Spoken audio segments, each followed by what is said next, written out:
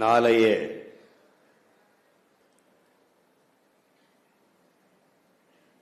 என் தமிழ் சமூகத்தை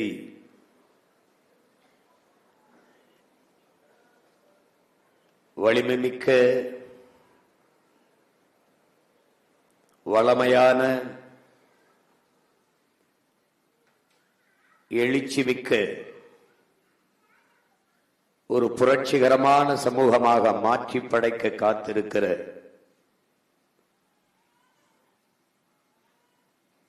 இளைய தலைமுறை புரட்சியாளர்களே,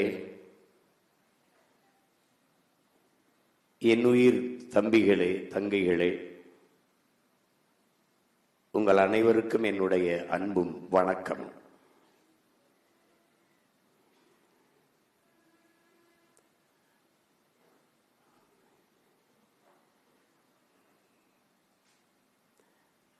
மாசே துங்கவர்கள்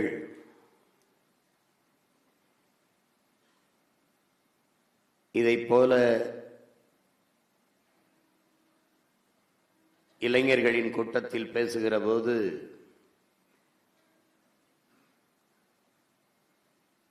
என் அருமை இளைஞர்களே, இந்த நாடு உங்களுடையது,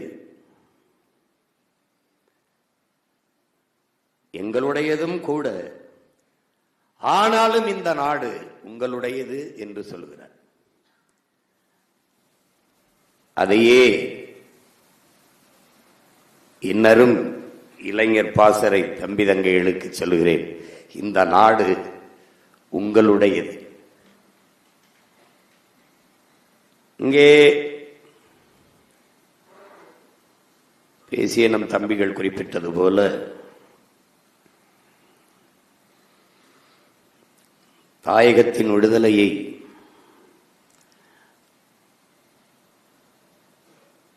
ஒரு அடி முந்தி தள்ளுமானால் தன் மூச்சுக்காற்றை நிறுத்திக் கொள்ள எங்களுடைய மாவீரர்கள் போட்டி போடுவார்கள் என்று தலைவர் அவர்கள் கூறியது போல உறங்கி கிடந்த தமிழ் சமூக மக்களை உணர்வு சூடேற்றுவதற்கு தன் உயிரையே தெரியாக கொளுத்தியவன் நம்முடைய தம்பி முத்துக்குமார் அவர்கள்.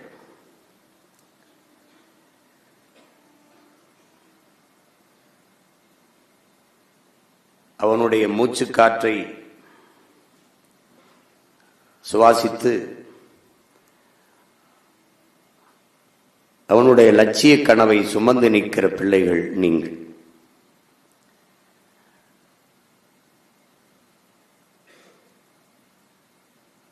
முத்துக்குமார் இறந்தது எதற்காக என்பதையும் மறந்து, முத்துக்குமார் என்பவன் யார் என்பதையும் மறந்து தமிழ் சமூகம் ஒரு தற்குறி சமூகமாக மாறி நிற்கிற போது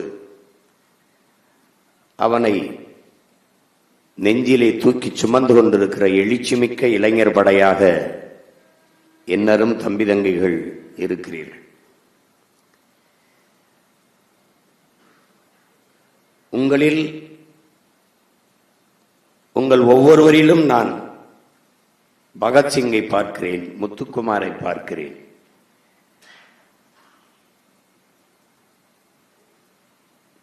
காந்தியிலும் மேலானவன் பகத்சிங்.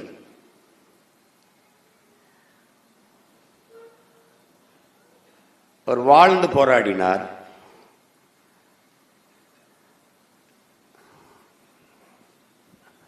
தன் வாழ்க்கையே நாட்டின் விடுதலைக்காக தந்தவன் இளைய புரட்சியாளன் பகத்சிங். 11 வயதில் படித்துக் கொண்டிருக்கிற போது என் அன்பு தம்பி தங்கையிலே பகத்சிங் காணாது போய்விடுகிறார். பள்ளிக்கூடம் சென்றவன் திரும்பவில்லை. அப்பா பள்ளிக்கூடத்தில் சென்று ஆசிரியரிடத்தில் கேட்கிறார், அவர் அப்பவே சென்று விட்டாரே என்ற செய்தி தருகிறார்கள். உடன்படித்த தோழர் தோழியரிடத்திலே கேட்கிறார். ஒரு விவரமும் தெரியவில்லை. 2 நாட்கள் கழித்து பகத்சிங் வீட்டிற்கு திரும்புகிறான். அவனுடைய அன்பு தங்கை அவளோடு காத்திருந்தவள் ஓடி போய் அண்ணனை கட்டிப்பிடித்து அழுகிறார். அவன் ஒரு களையம் வைத்திருக்கிறான். அந்த களையத்தின் மேலே துணியை போட்டு கட்டி இருக்கிறான்.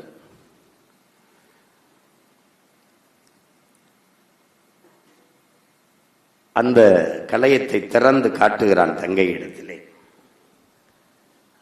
ரத்தம் தோய்ந்து சிவந்த மண்ணை அவன் எடுத்து காட்டுகிறான். ஜாலியன் வாலாபாக்கு சென்ட்ரல் டயரால் சுட்டி வீழ்த்தப்பட்ட கொல்லப்பட்ட மக்கள் சிந்திய ரத்தத்தில் சிவந்த மண் அது. அந்த மண்ணை எடுத்து தன் தங்கையிடத்தில் காட்டி, நம் மக்களை சுட்டு கொன்றார்கள் வெள்ளையர்கள், அவர்கள் சிந்திய ரத்தம், அதில் சிவந்த மண். இந்த மண்ணை நான் எடுத்துக்கொண்டு வந்திருப்பது, எப்படியாவது இதற்கு இந்த வெள்ளைக்காரர்கள் எனக்கு பதில் சொல்ல வேண்டும், எப்படியாவது அவர்கள் என்ன கனவை கொண்டிருந்தார்களோ அந்த லட்சிய கனவை போராடி வெல்ல வேண்டும் என்ற உணர்வுக்காகத்தான் இதை எடுத்துக்கொண்டு வந்திருக்கிறேன் என்று இந்த 11 வயது சிறுவன் தன் தங்கையிடத்தில் எடுத்து காட்டினான். அதுபோலதான் என் அன்பு பிள்ளைகளே, எந்த நோக்கத்திற்காக, எந்த உயர்ந்த லட்சியத்திற்காக நம் சொந்தங்கள் ஈழ மண்ணிலே இன்னுயிரை தந்தார்களோ, ரத்தம் சிந்தினார்களோ, அந்த இரத்தத்தால் சிவந்த நிலத்தின் மண் இன்னும் நம்மிடத்திலே பத்திரமாக, நான் ஈழத்தாயக மண்ணை பத்திரமாக எடுத்து வைத்திருக்கிறேன். உங்களுக்காகத்தான். இன்னும் நம் அலுவலகத்தில் பத்திரமாக இருக்கிறது. முத்துக்குமாரின் உடலெறிந்த சாம்பலும் என்னிடத்தில் தான் இருக்கிறது, பத்திரமாக இருக்கிறது. தாய் பார்வதியை எரித்த அந்த சாம்பலும் இங்கே 3 பேருக்கு கொடுக்கப்பட்டது. யாருக்கு கொடுத்திருப்பார்கள் என்று உங்களுக்கு தெரியும். என்னிடத்திலும் கொடுக்கப்பட்டது. என்னிடத்தில் கொடுக்கப்பட்ட அந்த புனித சாம்பலை இன்னும் பத்திரமாக வைத்திருக்கிறேன்.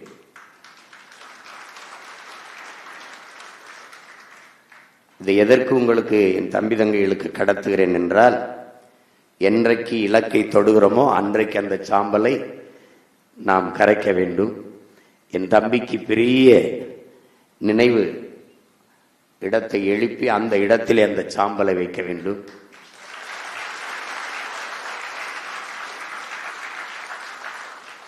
என்றைக்கு என் தலைவனின் அந்த புனித கனவான தனித்தமிழில சோசலிச குடியரசை வெல்கிறோமோ அன்றைக்கு அந்த நிலத்தில் கால் வதிக்கிற ஒரு தமிழ் மகன் நாம் வைத்திருக்கிற அந்த தாய் மண்ணை எடுத்து பெருமிதத்தோடும் திமிரோடும் அந்த நிலத்தில் வீச வேண்டும் என்பதற்காக.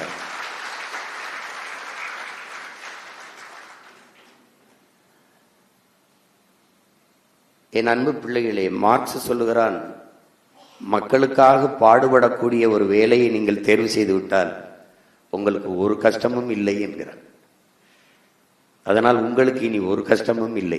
நீங்கள் மக்களுக்காக பாடுபடக்கூடிய ஒரு மகத்தான பணியை நீங்கள் தேர்வு செய்து விட்டீர்கள். சாக்ரட்டிஸ் சொல்கிறான், மனிதனை பற்றி சிந்திப்பது மனிதனின் மகத்தான கடமை என்று. அந்த மகத்தான கடமையை நீங்கள் ஒவ்வொருவரும் செய்து கொண்டிருக்கிறீர்கள்.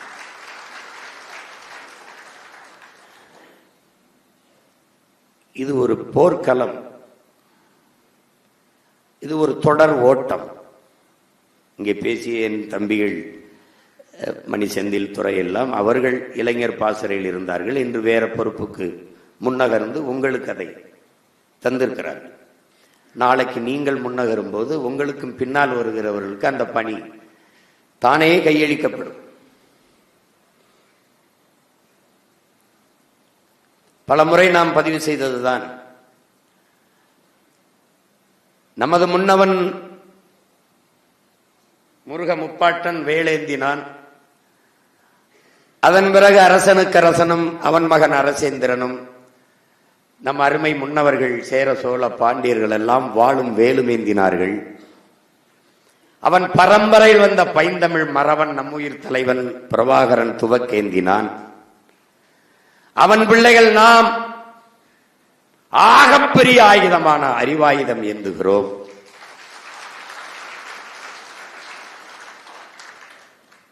எந்த ஆயுதத்தாலும் வீழ்த்த முடியாத வலிமையான அறிவாயுதம். கருவி ஏந்திய புரட்சியை விட கருத்தியல் புரட்சியை வீழ்த்தியவன் எவனும் இல்லை. அப்படிப்பட்ட புரட்சியை முன்னெடுக்கிறோம். காலம் ஒவ்வொரு காலகட்டத்திலும் ஒவ்வொரு கருவிகளை நம்மவர்களுக்கு கையளித்திருக்கிறது, நமக்கும் கையளித்திருக்கிறது.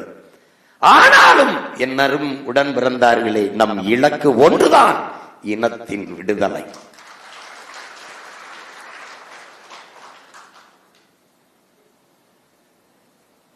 புரட்சி என்பது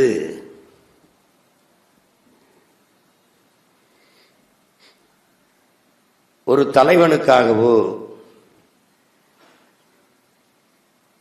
அல்லது தனிநபர் மீது அபிமானம் கொண்டோ வருவதில்லை.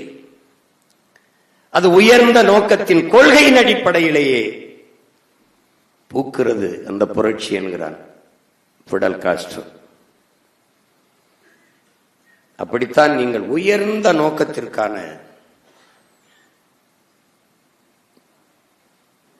நீண்ட நெடிய வரலாற்று பெருமைகள் கொண்ட வாழ்ந்து சிறந்த பெருமை மிக்க தமிழ் தேசிய இனத்தின்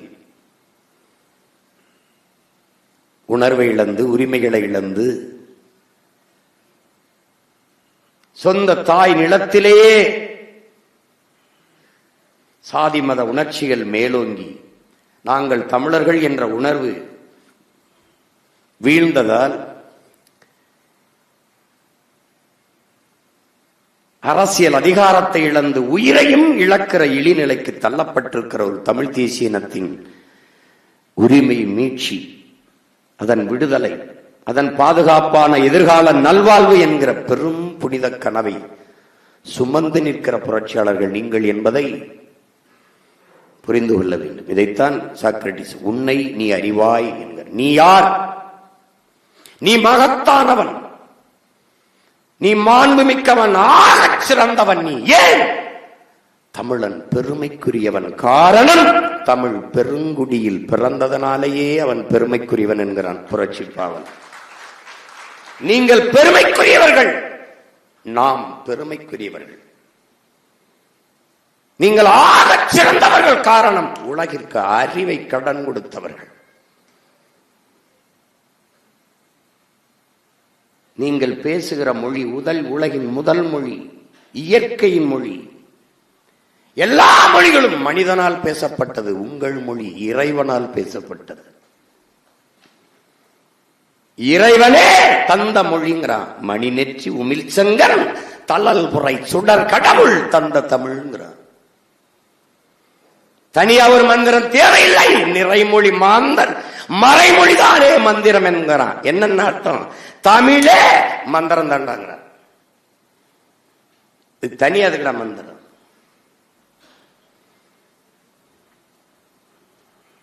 இல்லை என்றால் அவையே உன் தமிழ் அள்ளி பருகவே நான் வந்தேன் என்று முருக பெரும்பாட்டன் சொல்லியிருக்க மாட்டான். நக்கீரா உன் தமிழோடு சற்று விளையாடவே நான் வந்தேன் என்று ஈசன் சொல்லியிருக்க மாட்டான்.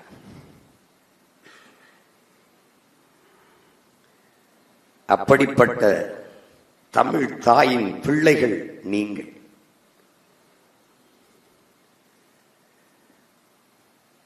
உலகை பேரன்பு கொண்டு நேசித்த பேரன்பின் தாய் தமிழ், அதன் பிள்ளைகள் நீங்கள். யார் என்பதை மறந்தோம், வீழ்ந்தோம், விளந்தோம். இதுக்கு என்ன வழி இருக்குது? மீள எழு.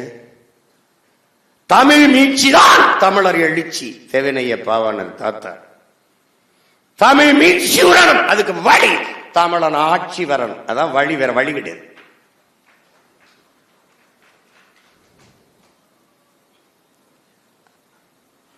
அதை நோக்கிய பாய்ச்சலைத்தான்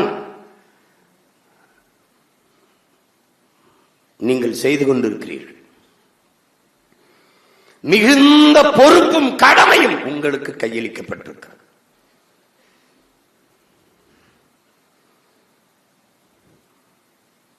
அதிலேதான் வருங்கால தலைமுறை பிள்ளைகளின் வாழ்க்கை ஒப்படைக்கப்பட்டிருக்கிறது.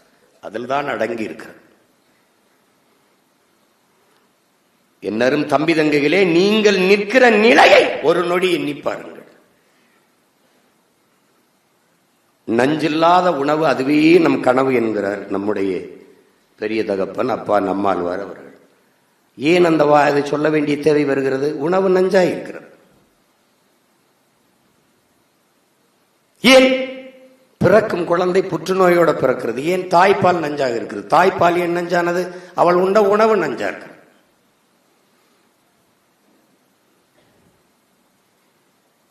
காற்று, நாம் அதை சுவாசிக்கவில்லை, கந்தக தூசியை சுவாசித்துக் கொண்டிருக்கிறோம். குடிக்கிற நீர் அது விஷமாக மாறி போனது.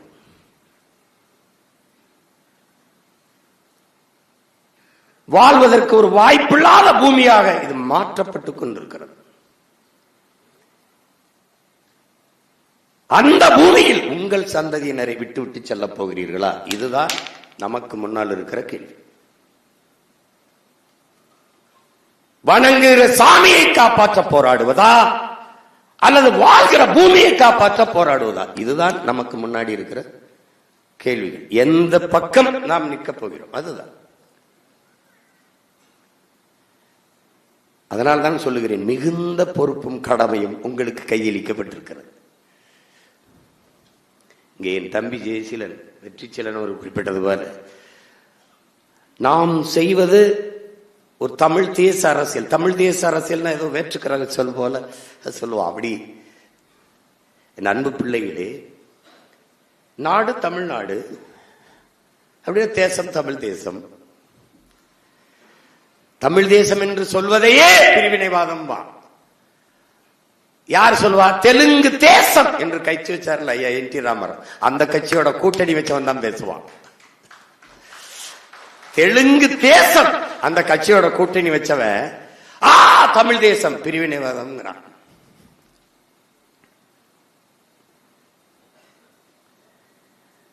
தேசம் தமிழ் தேசம். இங்கு வாழ்கிற மக்களின் மொழி, கலை, இலக்கியம், பண்பாடு, வழிபாடு, தொன்று தொட்ட வேளாண்மை, நீர்வளம், நிலவளம், கடல் வளம், மலைவளம், காட்டு வளம், மண் வளம், மணல் வளம் எல்லாவற்றையும் காப்பது.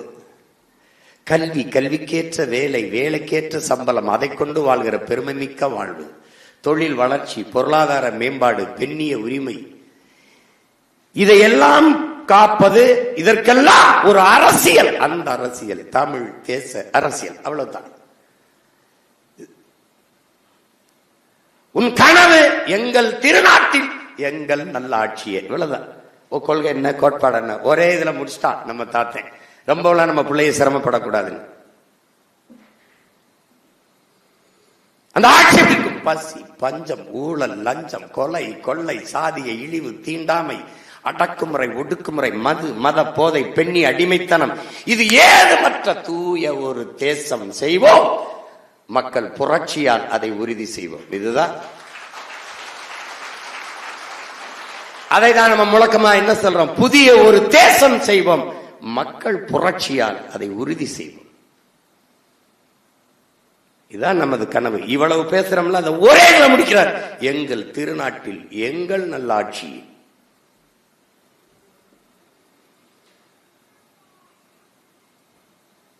அவ்வளவுதான். நீங்கள் ஆட்சி மாற்றத்திற்கு வந்தவர்கள் அல்ல, அமைப்பு அரசியல் மாற்றத்திற்கு வந்தவர்கள், அடிப்படை அமைப்பையே மாற்ற வந்தவர்கள். இவர்கள் கட்சி அரசியல், தேர்தல் அரசியல் செய்வார்கள். நீங்கள் மக்கள் அரசியல் செய்ய வந்தவர்கள். இவர்கள் செய்தி அரசியல், விளம்பர அரசியல் செய்வார்கள். நாம் செயல் அரசியல், சேவை அரசியல் செய்ய வந்தவர்கள். வேறுபாடு நிறைய இருக்கிறது. உங்களுக்குள் ஒரு திமிர் இருக்கணும். ஒரு நேர்மையாளனால் மட்டும்தான் திமிரோடு இருக்க முடியுங்கிறான்.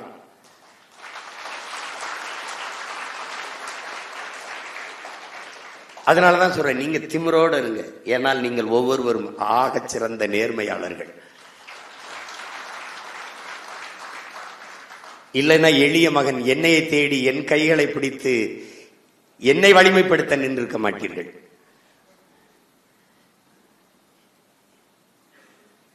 ஏன் நீங்கள் நேர்மையாளர்கள்? ஏன் நீங்கள் சிறந்தவர்கள்? நீங்கள் திரையரங்குகளில் உங்களுக்கான தலைவனை தேடவில்லை.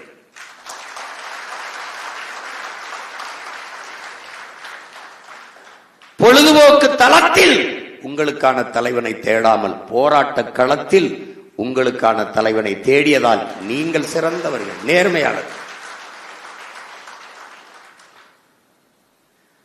காற்றடிக்கும் திசையெல்லாம் பறந்து செல்கிற பதர்களாக இல்லாமல் புயலே அடித்தாலும் கலையாத அதே இடத்தில் கிடக்கிற வீரியமிக்க நெல்மணிகளாக நீங்கள் இருப்பதாலேயே நீங்கள் நேர்மையாளர்.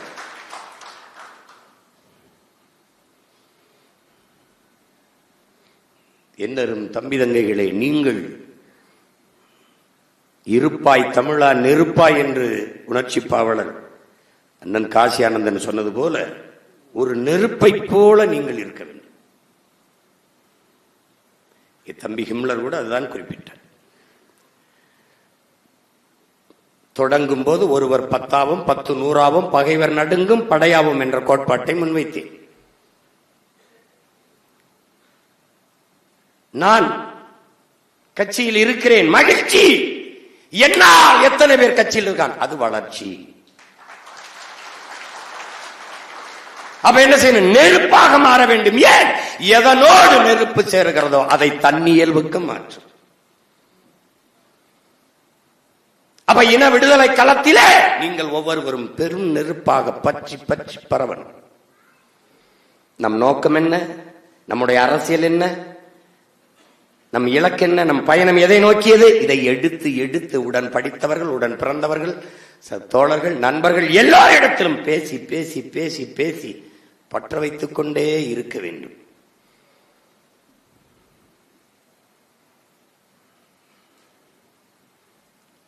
அந்த நெருப்பு தான் புரட்சி தீயாக பற்றி பரவும்.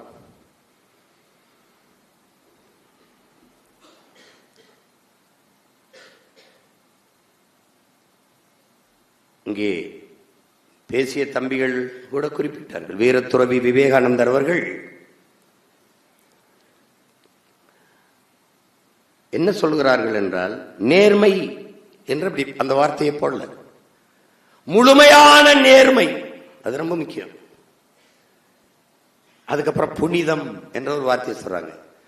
முழுமையான நேர்மை, புனிதம், எதையும் எளிதில் வென்று முடிக்கக்கூடிய ஆற்றல் பெற்ற இளைஞர்கள்.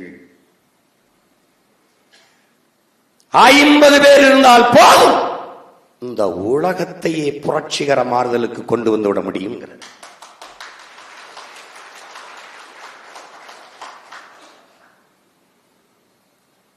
அப்படிப்பட்ட மாறுதலை நம்மால் செய்துவிட முடியும்.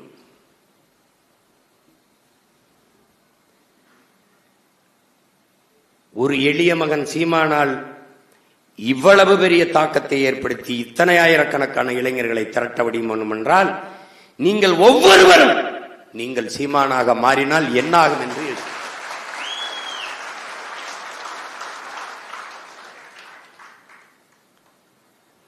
அநீதிக்கு எதிரான புரட்சி தீயை பற்ற வையுங்கள். இதைத்தான் இறைமகன் இயேசு கற்பிக்கிறார். அநீதிக்கு எதிரான புரட்சி தீயை பற்ற வைக்கிறேன், நான் இந்த பூமிக்கு வந்தேன் என்கிறார்.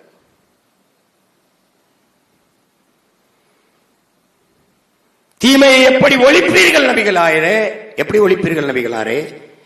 நன்மையை வைத்துத்தான், நேர்மையை வைத்துத்தான். நெருப்பை நெருப்பை வைத்து அணைக்க முடியாது, நீரை வைத்துத்தான். அப்படி நேர்மையின் பக்கம், நன்மையின் பக்கம் நிற்கிற நீங்கள் பற்றி பரவுங்கள்.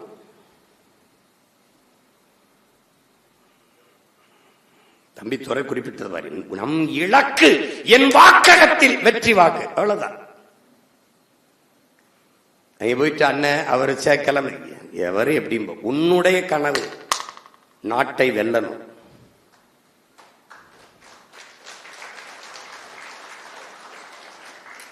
முடியல, என் தொகுதியை வெல்லணும். முடியல, என் பூத்துல நான் வெல்லணும், என் வாக்ககத்தை நான் வெல்லணும். இதுதான் ஒவ்வொரு வீரனுக்கும் இலக்கா இருக்கும். என் வாக்ககத்துல எந்த கொம்பனால அங்க வாக்கு எண்ணும் போது நாம் தமிழர் கட்சி முன்னிலை என்று வரணும். அவ்வளவுதான்.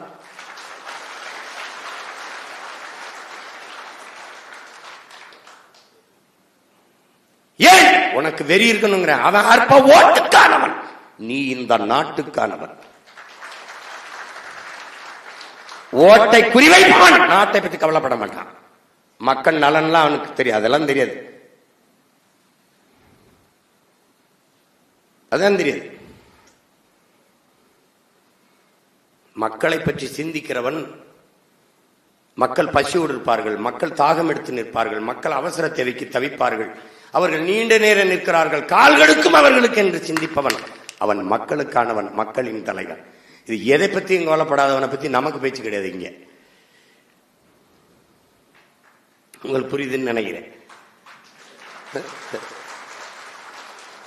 நீங்கள் மக்களுக்கானவர்கள், காரணம் அந்த மக்களிடமிருந்தே மக்களுக்காக வந்தவர்கள். பன்னெடுங்காலமாக நம் தாய் தந்தையர், நம் உடன் பிறந்தார்கள், நம் இன சொந்தங்கள் சிந்திய கண்ணீர், ஏந்திய கவலை, அவர்கள் பட்ட துயர துன்பம், நம் பெற்றோர்கள் நம்மளை படிக்க வைக்க எவ்வளவு கடினப்பட்டார்கள் என்பதையெல்லாம் கண்கூடாக கண்ட பிள்ளைகள் நாம். வறுமையிலிருந்து வந்த பிள்ளைகள் நாம். ஏனால் வறுமையை தோல்வியை விட உலகத்தில் சிறந்த பல்கலைக்கழகம் எதுவும் இல்லைங்கிறார். நிறைய கற்பித்துக் கொடுக்கக்கூடிய ஒரு பல்கலைக்கழகம் உண்டென்றால் அது வறுமையும் தோல்வியும் தான். அந்த பல்கலைக்கழகங்களில் படித்த பிள்ளைகள் நீங்கள்.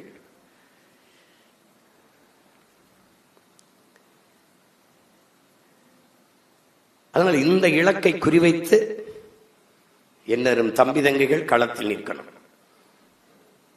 தம்பி ஹிம்லர் சொன்னது போல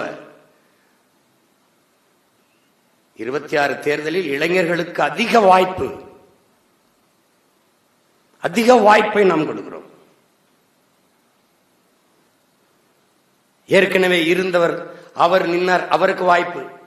இது திராவிட கழகங்கள், திராவிட இயக்கங்கள்ல பிறந்திலிருந்து சாகிற வரை ஒரே ஒருத்தனை அங்கேயே நிக்கிறதுக்கு வந்து அது அப்படி இல்லை.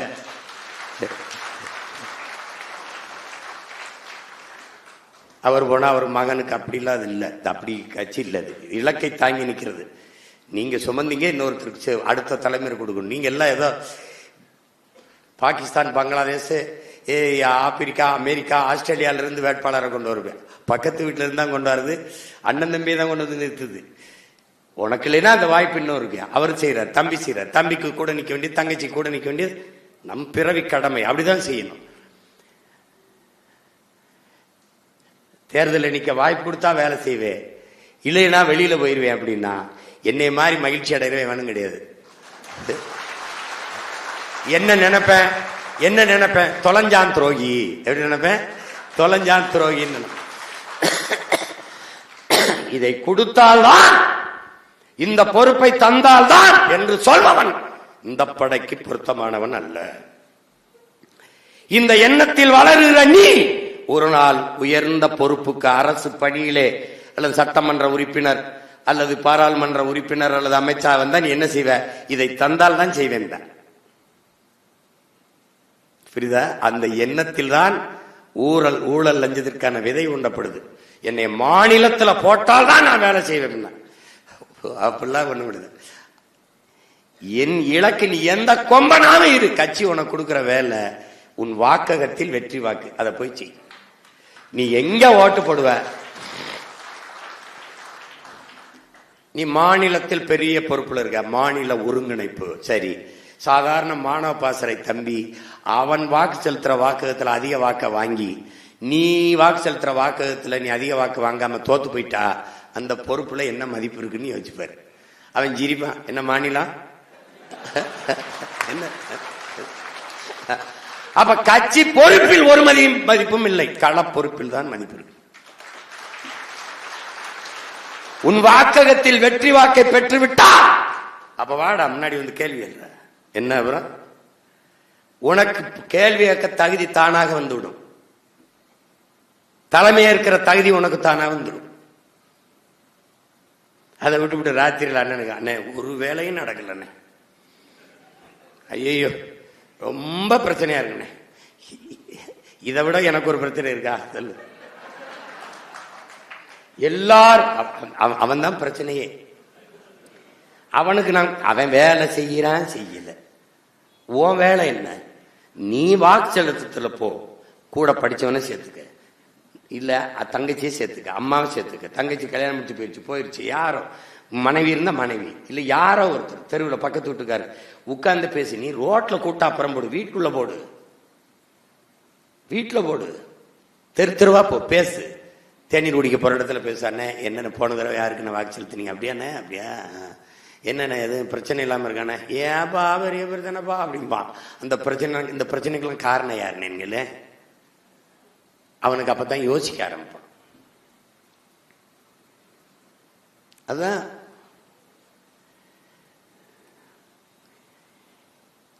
நீ மக்களுக்கான பிரச்சனை, அந்த பிரச்சனைக்கான காரணத்தை நீ சிந்திக்க தொடங்கிவிட்டால் அன்றிருந்தான்னா நீ வாழ தொடங்குகிறாய்ங்கிறான்.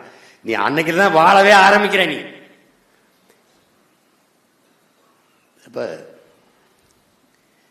நீங்க செய்து கொண்டிருக்கிற வேலை சாதாரண வேலையில் ஒரு கட்சி, அந்த கட்சியில நாம இளைஞர் பாசல் இருக்கோம், மாணவர் பாசல் இருக்கோம், இல்ல குருதி கொடையில் இருக்கோம், சுற்றுச்சூழல் இருக்கோம், அது இல்லை.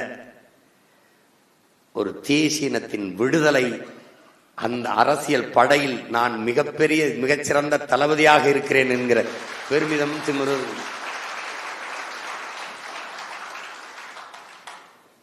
பல பேர் என்னிடத்த சொல்றாங்க, ஒரு தமிழ்ல பேசிட்டா நீங்க நாம் தமிழர் கட்சியில இருக்கிறீங்களான்னு கேட்கிறான்னு.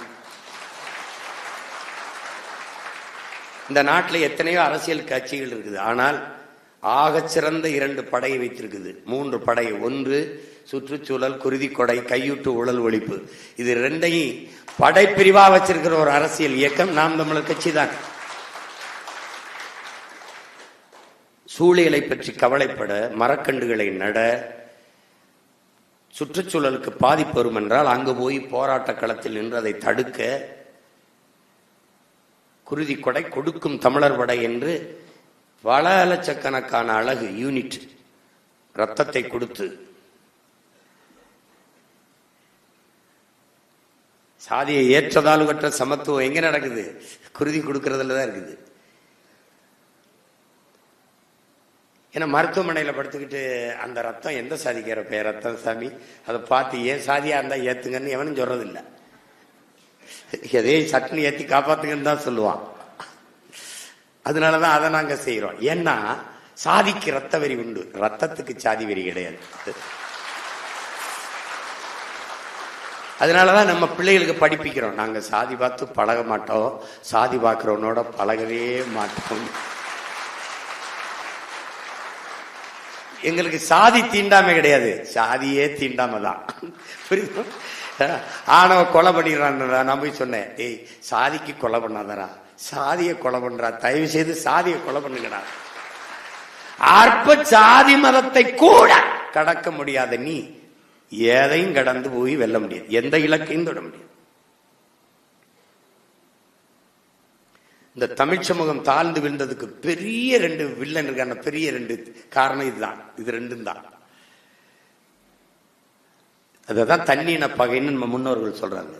தன்னைத்தானே தாழ்த்தி வீழ்த்துவது, அதை என்னரும் தம்பி தங்கைகள் கடந்து வரணும். அது அழுக்கு, அதை அப்படியே தூக்கிட்டே அலையக்கூடாது. அது சிந்தனையில் படிஞ்சிருக்கிற அழுக்கு. தமிழ் ஒரு பேரன்பின் தாய். அந்த தாயின் பிள்ளைகளுக்குள்ளேயே அன்பு இல்லைன்னா அவ எப்படி அந்த இனம் மேம்பட்டு வாழுங்கிறத என்னரும் தம்பி தங்கைகள் சிந்திச்சு பார்க்கணும். இதெல்லாம் என் தம்பி இதெல்லாம் சொல்றான், வெற்றி செல்லன், மணி செந்தில்லாம், அண்ணன் எங்களை அப்படி இப்படிலாம். எனக்கு இப்பவும் அவரை பார்த்தாலே ஒரு வியப்பா தான் இருக்கு.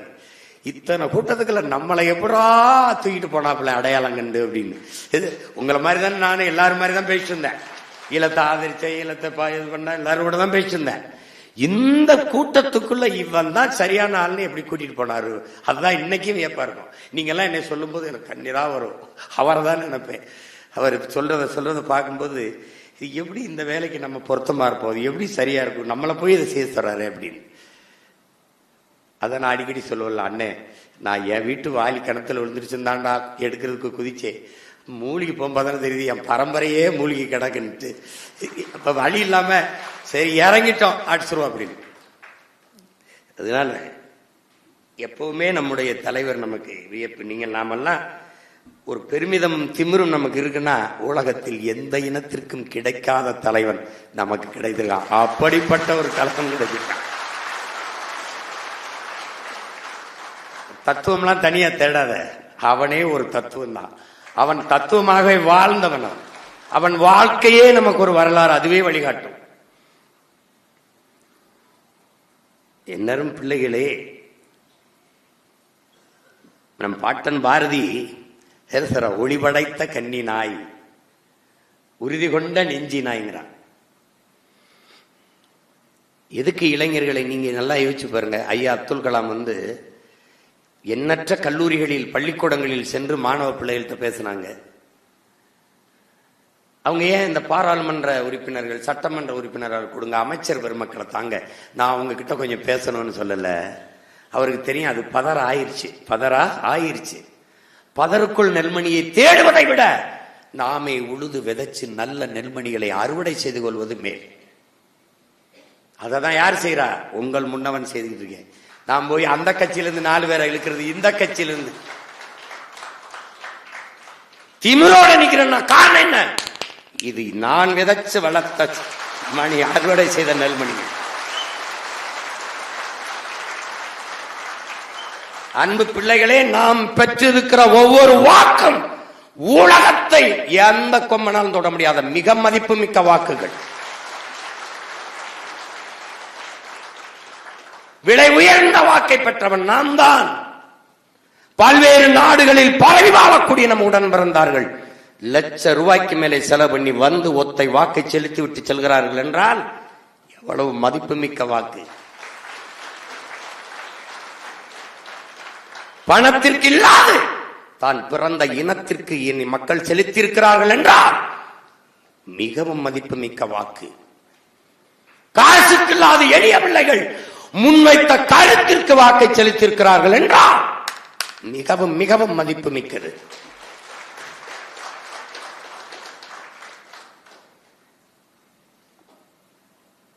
அதிலும் புரட்சியாளர் அண்ணல் அம்பேத்கர் ஒருவன் அடிமையாக இருக்கிறான் என்பதை உணர்த்தி விடு, பிறகு அவனை கிளர்ச்சி செய்து போராடுவான்கிறார்.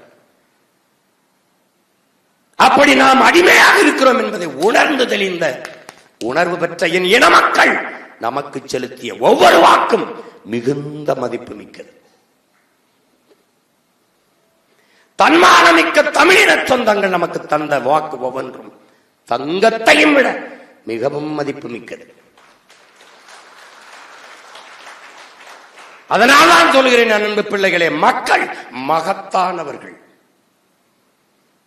பலாயிரக்கணக்கான பணம் கொட்டினார்கள், சாதி மத உணர்ச்சி தூண்டினார்கள், சாராயம் ஊத்தி ஆறாக ஓட விட்டார்கள், சலுகைகள் இலவசம் அறிவித்து காதுகளிலே தேனை ஊத்தினார்கள். எல்லாவற்றையும் கடந்து சாதி மதம் சாராயம் பணம் எல்லாவற்றையும் கடந்து தான் பிறந்த பெருமை மிக்க இனத்திற்காக 36 லட்சம் மக்கள் வாக்கு செலுத்தியிருக்கிறார்கள். நின்றவன் யார்? அமைச்சு மகனா, இல்ல அதிகாரி மகனா, இல்ல ஜமீன் திவானா, பரம்பரை பணக்காரன இல்லை, தினக்கூலிகளின் வாரிசுகள். எந்த திசையில் என் கிராமம் இருக்கிறது, என் பெற்றோர் இருக்கிறது என்பது தெரியாத மக்கள், நன்கு அறியப்படாத முகங்கள் தேடி தேடி புதிதாக ஒரு சின்ன 3வது பெட்டி 4வது பெட்டி தேடி தேடி எதடா சீமான் சின்னம் என்று வாக்கு செலுத்தியிருக்கிறார்கள் என்றால் நமது மக்கள் மகத்தானவர்கள். அதனாலேதான் அவர்களுக்காக நாம் வந்தோம். இன்று வரை உறுதியாக நிற்கிறோமே. மக்களிடமிருந்து மக்களுக்கான வந்தவர்கள் நாம். அதனால நாமும் மகத்தானவர்கள், நீங்கள் ஆகச் சிறந்தவர்கள்.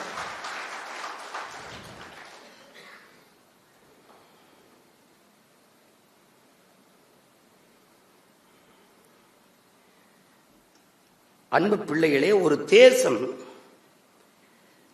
திரையரங்குகளில் கூடுகிற கூட்டம் குறைந்து, கேளிக்கையில் பொழுதுபோக்கில் நாட்டம் குறைந்து, அறிவு தேடலில் நூலகங்களில் கூட்டம் கூடுமானால் அது அறிவை தேடி ஓடுகிறது. அண்ணல் அம்பேத்கர் அறிவை தேடி ஓடுங்கள், நாளைய வரலாறு உங்கள் நிழலை தேடி ஓடி வருங்கிறது. சொல்வதற்கு அவர் யார்? ஏன் அவர் ஓடியவர்.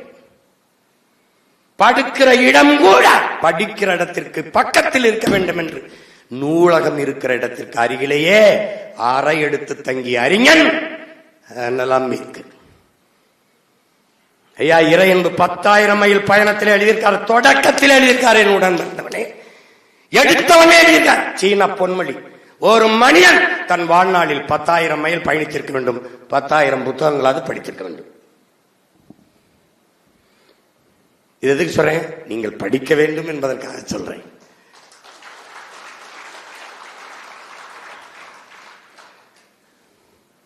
மார்க்ஸை மனதில் கொள்ளுங்கள். 2000 ஆண்டுகளில் இவனை போல ஒரு சிந்தனையாளன் பிறந்ததும் இல்லை, பிறக்கப் போவதும் இல்லை என்று சொன்ன மரண நொடி வரை மாணவனாகத்தான் இருப்பேன். என்னத்தான் கற்றுக்கிட்டே இருப்பேன். இந்த நேரத்தில் தான் படிக்கணும், இந்த நேரத்தில் எந்த நேரத்திலும் படிக்க, கிடைக்க நேரம் எல்லாம் படி. அந்த அறிவாசான் 64,000 புத்தகங்களை உலகத்தில் படித்த ஒரு மகன் உண்டென்றால் அது மேதை அண்ணல் அம்பேத்கர் அவர்கள் தான். அதனால்தான் உலகின் ஆகச் சிறந்த கல்வியாளர்களில் ஒருவராக இருக்கிறார் என்றால் அவர் சொல்லுகிறார், அறிவை தேடி ஓடுடா, நாளைய வரலாறு உன் நிழலை தேடி ஓடி வரும். அப்படி ஒரு சமூகம் நூலகத்தில் கூட்டம் நிரம்பி வழிகிறது என்றால் அது அறிவு சமூகம்.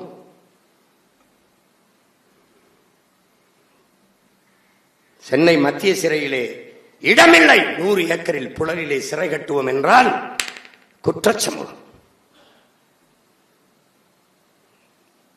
இங்க கூட 100 கோடியில் நூலகம் கட்டியிருக்கு.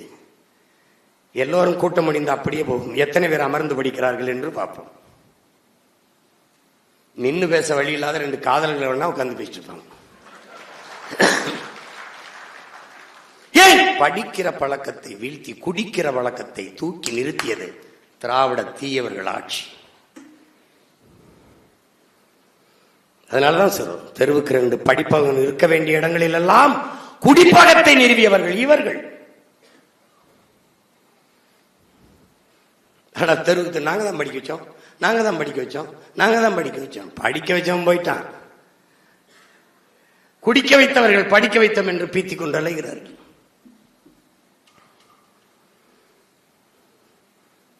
பழச்சாறு கடை, கரும்பு கடை, கரும்புச்சாறு கடை, இளநீர் கடைகளில் கூட்டமில்லாத மதுக்கடைகளில் கூட்டம் இருக்கிறது என்றால் சமூகம் எதை நோக்கி நகர்கிறது? எப்படிப்பட்ட சமூகத்தை கட்டமைக்க நாம் களத்துக்கு வந்திருக்கிறோம்? இதுதான் என் பிள்ளைகளுக்கு முன்னாடி இருக்க போறது. இந்த காலனி, இந்த கடையில் போய் பாருங்கள், காலனி விற்கிற கடை குளிரூட்டப்பட்ட கண்ணாடி மாளிகைக்குள் இருக்கும். வீதிக்கு வந்தால் தெரு ஓரத்திலே உயிர் தேவையான உணவுப் பொருள் கிடக்கும். கீரை, கத்தரிக்காய், வெண்டைக்காய், சொரக்காய், தக்காளி எல்லாம் பாய் அல்லது கோணியை விரித்து ஒரு தாய் உட்கார்ந்து கொண்டு கூறுகட்டி வித்துக் கொண்டிருப்பார்.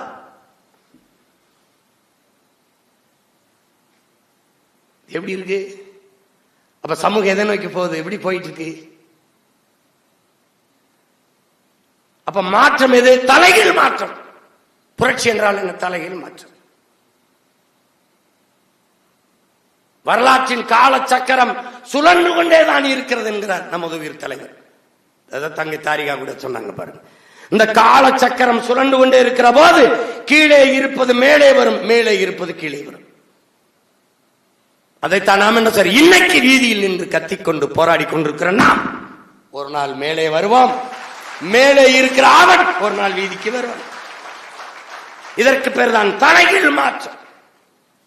அப்ப அது இங்க இது அங்கேயுமா தூக்கி வைக்கணும். அப்ப என்ன மாற்றம் வேணும்? பழச்சாறு கடையில கூட்டம், ஐயோ டாஸ்மார்க்க திறந்தா எடுக்கிறான் மக்கள் ஓட்டம். மாறுதல். விடுமுறை நாளா, பள்ளி முடிந்தது, கல்லூரி முடிந்ததா, பிள்ளைகள் அறிவு தேடலில் நூலகத்தில் பிதுங்கி வழிகிறார்கள். அறிவார்ந்த சமூகம். இந்த மாறுதல்களை உருவாக்குவதுதான் உங்களின் வேலை. அதனால்தான் மாற்றம் என்பது சொல் அல்ல செயல் என்று சொல்றோம்.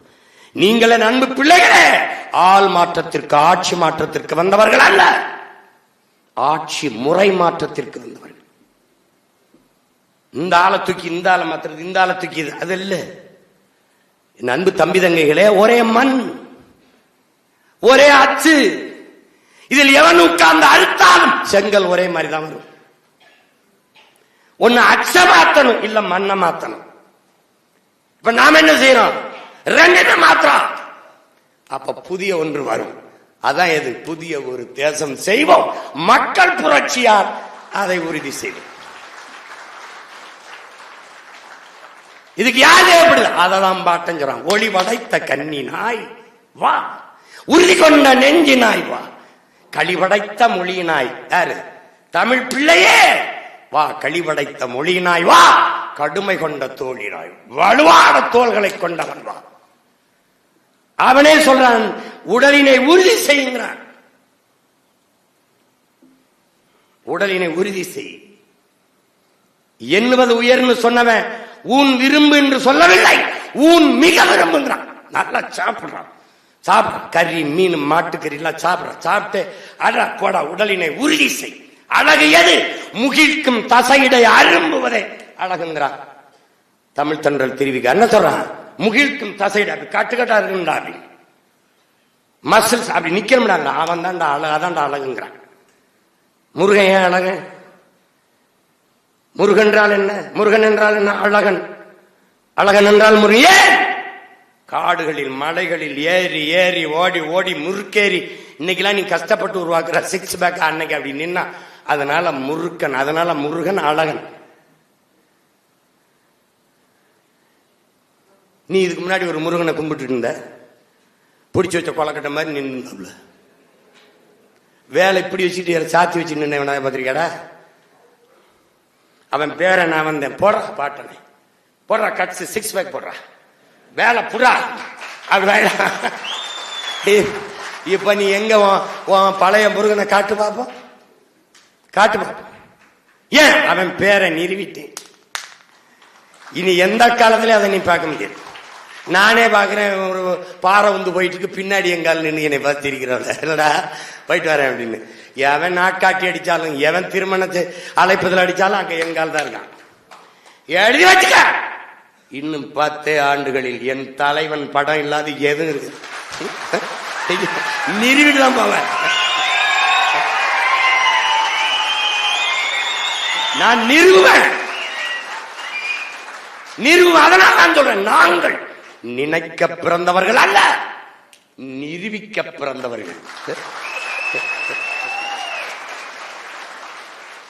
ஒவ்வொரு சொல்லும் வெற்றி சொல் அல்ல, வெற்றி சொல்.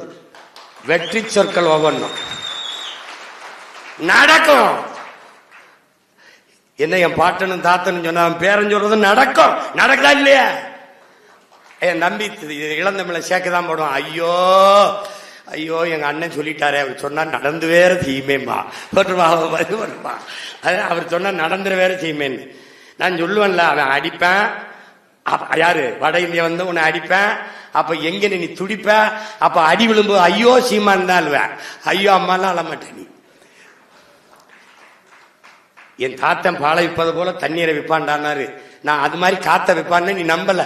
இப்ப டெல்லியில எல்லாம் வித்துக்கிட்டு இருக்கான், வந்து கொஞ்ச நேரம் சுவாச்சிட்டு போயிட்டு.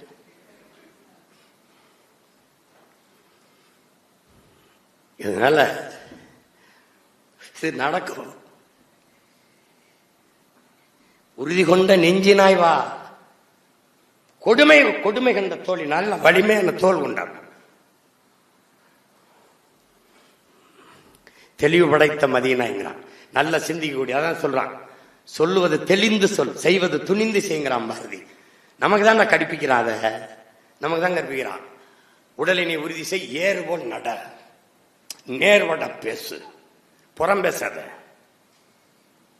அது பண்ணாத. என்ன நீ அன்னைக்கு இப்படி சொன்னியாமே, எப்படி ஈரோட்டில் தேர்தல் நடக்கும்போது கிழக்குல ஒரு காவல்துறை அதிகாரி வந்தேன்ட்ட, நீ என்னமோ என்ன அப்படி சொல்லிட்டு இருந்தியா மேம்? இல்ல இல்ல இல்ல அப்ப அப்படி பண்ணிட்டாப்ல.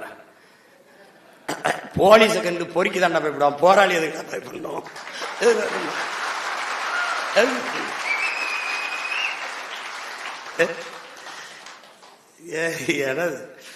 திணறிட்டாப்ல. தம்பி உட்கார்ந்து இருந்தான்ல, அவர் எதிர்பார்க்கல, ஏதோ சொன்னீங்களாமே அப்படின்னு. அதான் என் பாட்டை என்ன சொல்ற, நேர்வட பேசுற. கடைசியா நமக்கு ஒண்ணு போட்டான் பாத்தியா, நைய புடை நினைப்பது முடியுங்கிறான். எப்படி சொல்றான்? போடா அப்பதான் முடியுங்கிறான். எங்கால கொல்பவன் வெல்வன். இவ்வளவுலாம் தத்துவம் அவர் படிச்சு கிடிச்சு எல்லாம் சொல்லிக்கிட்டு இருக்க மாட்டாப்ல. கொல்பவன் வெல்வன், அவ்வளவுதான். சர்வைவல் ஆஃப் ஃபிட்டஸ்ட், தகுதி உள்ளவை தப்பி பிழைக்கும். தன்னை தற்காத்துக் கொள்ள கூட முடியாதவன் வாழ்வதில் அர்த்தம் இல்லைங்கிறான் டார்வின். நீ இப்ப என்ன தகுதி உள்ளவனா மாற போறியா இல்லையா? மாற போறியா இல்லையா? இதான் இங்க இருக்கிறது.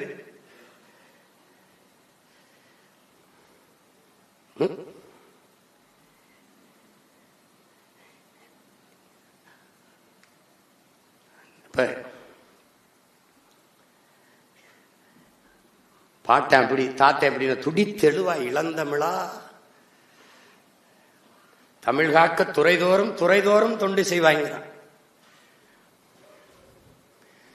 என் அன்பு பிள்ளைகள், அண்ணல் காந்தியடிகள் சொல்வது போல இந்த சமூகத்தை எப்படிப்பட்ட மாறுதலுக்கு கொண்டு வர நீ நினைக்கிறியோ அந்த மாறுதலை உன்னிலிருந்து தொடங்கு. அதான் ரொம்ப முக்கியமானது. ஐயா அப்துல் கலாம் அவர்கள் அக்னி சிறகுகள் எழுதியிருப்பாங்க. தன்னுடைய மேலதிகாரியை பார்க்க செல்கிறார். அவர் வர சொல்லிட்டாரு. அவர் மாடியிலிருந்து இறங்கி வரணும். அது வர காத்திருக்கிறாரு. காத்திருக்கும் போது அந்த அந்த மேசையில ஒரு புத்தகம் கிடக்குது. அந்த புத்தகத்தை புரட்டினா அதுல அறிஞர் பெர்னாட்ஸாவோடது. அதுல ஒரு தத்துவம் இருக்குது. என்ன சொல்லுனா, உலகில் பெரும்பாலான மக்கள் உலகம் போற போக்கிலேயே போக நினைக்கிறார்கள். அதில் யாராவது ஒருவன் தான் இந்த உலகத்தை தன் போக்கில் திருப்ப நினைக்கிறான். அது தொடக்கத்தில் அவன் ரொம்ப விமர்சிக்கப்படுறான், எள்ளி நகையாறப்படுறான், ஏசப்படுறான், பேசப்படுறான். ஆனாலும் பாருங்கள், இந்த உலகம் பெற்றிருக்கிற இத்தனை மாறுதலுக்கும் காரணம் உலகத்தை தன் போக்கிலே திருப்ப நினைத்தவன் தாங்கிறான்.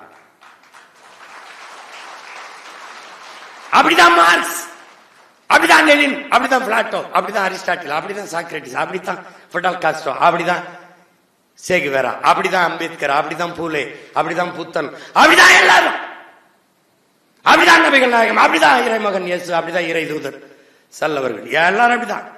அப்படித்தான் நம் உயிர் தலைவன் மேதகு பிரபாகரன் அவர்கள். அவன் எப்படி மாறுதலை செய்தான்? எல்லோரும் அடிமையாக வாழ்வதே அருமையான சுதந்திரம் என்று எண்ணிக்கொண்டு கொண்டிருந்த இன மக்கள் இடத்திலே அடிமையாக வாழ்வதை விட சுதந்திரமாக சாவது என்று சிந்தித்தவன் அவன்தான். அதுவும் அந்த சுதந்திரத்திற்காக போராடி சாவது மிகவும் மேன்மையானது, புனிதமானது என்று சிந்தித்தவனும் அவன்தான். அவன்தான் நீனும் நானும் இங்கே மாறுதலுக்கான சிந்தனையோடு கூடி நிற்க காரணம் அவன்தான்.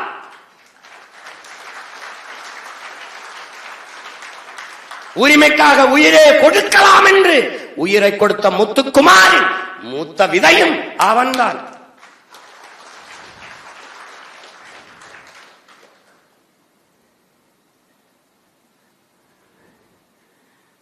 அதனால நீங்க இதெல்லாம் சாத்தியமான உலகத்தில் எதையும் தனி மனிதன் கருத்து என்று தள்ளி வைத்து விட முடியாது. ஏன்? உலகில் இதிகாசங்கள், புராணங்கள், காப்பியங்கள், காவியங்கள், தத்துவங்கள் எல்லாம் தனி ஒரு மனிதனால் சொல்லப்பட்டது. அப்படிதான் மார்க்சியம், அப்படிதான் லெனினியம், அப்படித்தான் எல்லாம் அப்படித்தான். இன்னைக்கு நாம சொல்றோம், நாளைக்கு 400 பேர், அப்புறம் 4000 பேர், அப்புறம் 40 லட்சம் பேர், இப்ப நாளைக்கு 4 கோடி பேர், அப்புறம் நாடே சொல்லும், அப்புறம் உலகம் சொல்லும். இந்த கோட்பாட்டு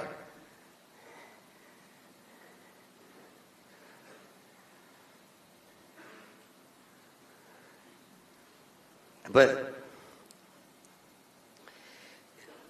சரியில்லை சரியில்லை சரியில்லை என்று சொல்வது சரியில்லை. புரியுதுன்னு நினைக்கிறேன். அது நம்ம பிள்ளைகளுக்குள்ள அது ஒரு பெரிய நோய் இருக்கு. அந்த நோய்க்கு இப்ப மருந்து கொடுத்துடணும். தேர்தல் நேரத்தில் சொல்லிட்டு இருக்க கூடாது.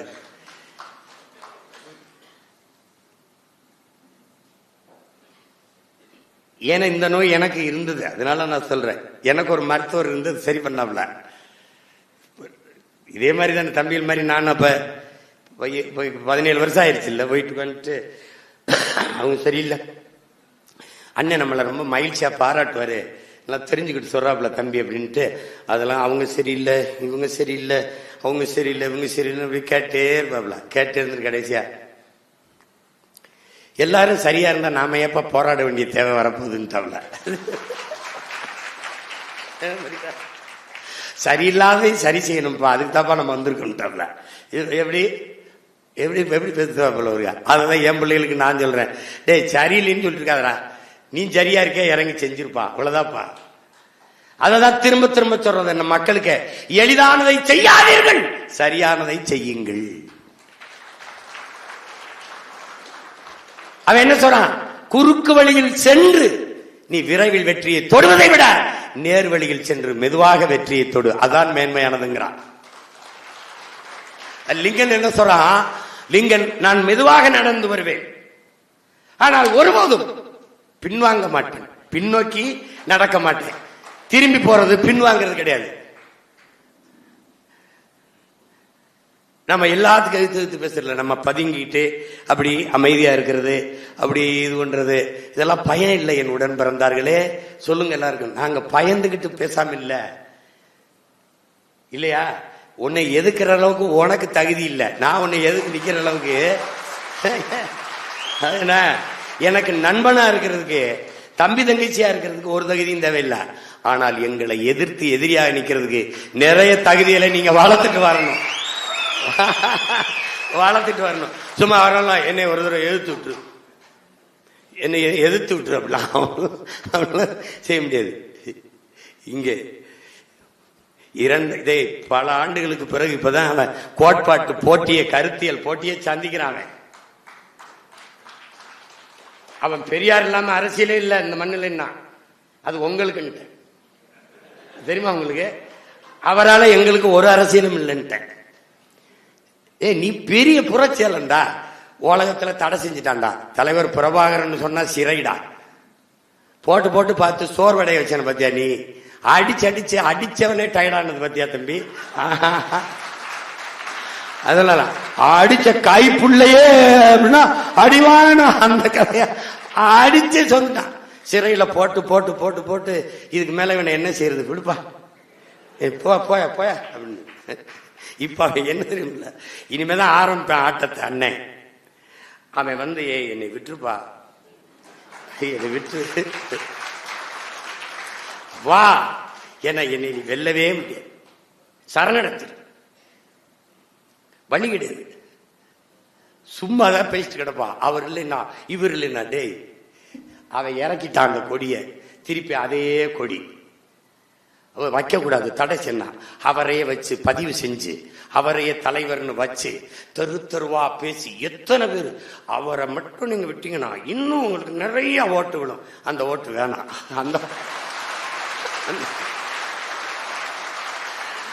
என் தலைவன் இல்லாது எனக்கு தத்துவம் இல்லை, தத்துவம் இல்லைன்னா எனக்கு அரசியல் இல்லை. அதனால வேணாம். ஏன்னா நீ தருதலைகளை எல்லாம் தலைவன் வச்சு சுத்துவ,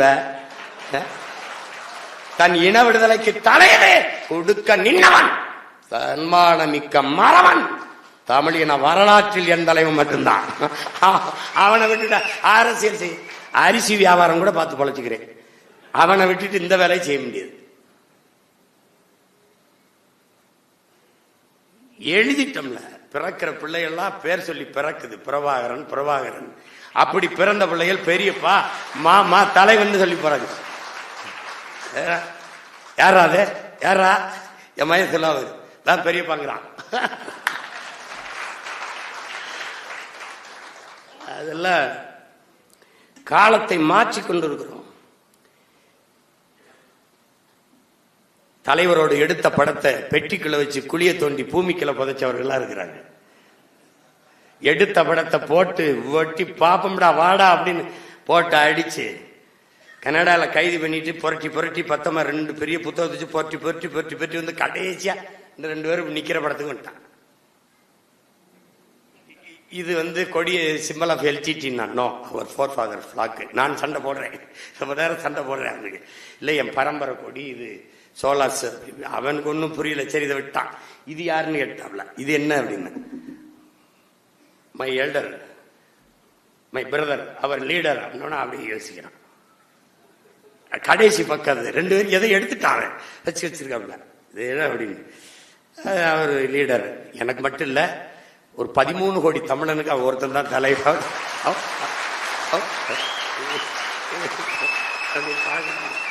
அப்படியே பாக்குறாப்ல. அவனுக்கு என்ன பண்றதுன்னு தெரியல. கடைசியா ஒண்ணு சொல்லுவான், என் பிடிவாத என்னுடைய தூர்வது. All the best. தேங்க்யூ. நம்ம வேற என்ன தேங்க்யூ. ஐயோ கொடுமையே. அதனால என் அன்பு பிள்ளைகளுக்கு ஒன்று சொல்வேன், சரியில்லை சரியில்லை என்று சொல்லாதீர்கள்.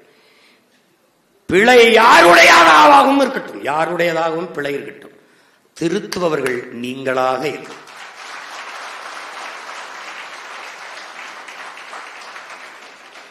நீங்கள் மகத்தானவர்கள், நீங்கள் மாபெரும் மனிதர்களாக வளர்கிறீர்கள்.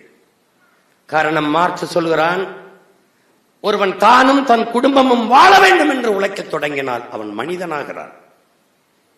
தானும் தன் குடும்பமும் வாழ்வது போல தான் பிறந்த பெருமைமிக்க சமூகமும் இனமும் வாழ வேண்டும் என்று உழைக்கத் தொடங்கினால் அவன் மாமனிதனாகிறான் என்கிறார்.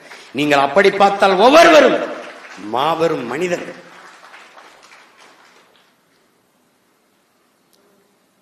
உலகத்தில் யாராலும் சுமக்க முடியாத பெரும் கனவை சுமந்து நில்லுங்கிறான் ஆல்பர்ட் ஐன்ஸ்டீன்.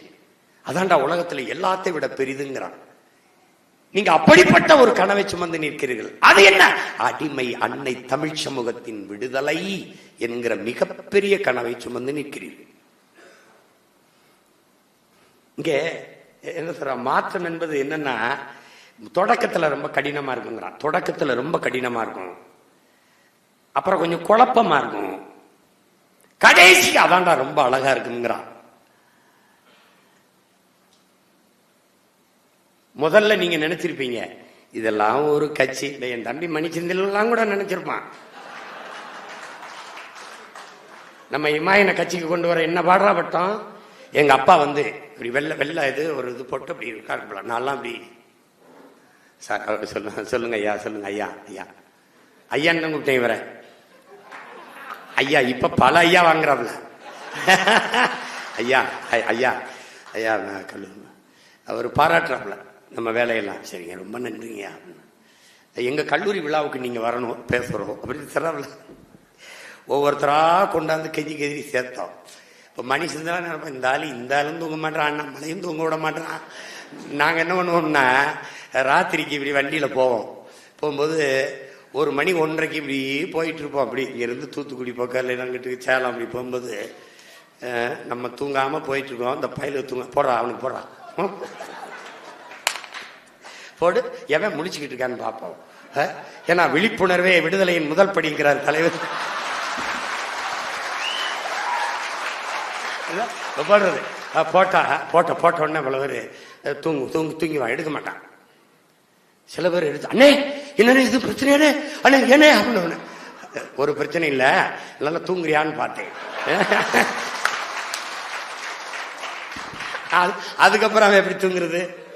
என்னடா இப்படி எழுப்பிவிட்ட படபடத்து போய் புள்ள வேர்த்து என்ன இப்படி எழுப்பி விட்டா அப்படியே. அப்ப சொல்றது என்ன, நாங்கெல்லாம் தூக்கம் முழிச்சு அண்ணன் தம்பியோ ஊரா போய் நீ கட்சியில் என்ன நீ எல்லாம் நிம்மதியா படுத்து தூங்குற என்னடா அப்படின்னா, அண்ணன் இப்பதானே படுத்தேன். ஒருத்தையும் தூங்க விடுறது இல்ல.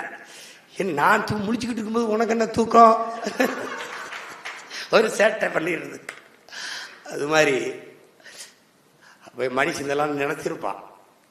என் தம்பி சிவகுமார் தான் சொல்லுவான், நெல்லையில் இருக்கல படுத்து கிடப்பான் அப்படி ஊரா. அப்ப கட்சி தொடங்க அவன் அப்படியே பார்த்து கையை பிடிச்சு விடுவான்.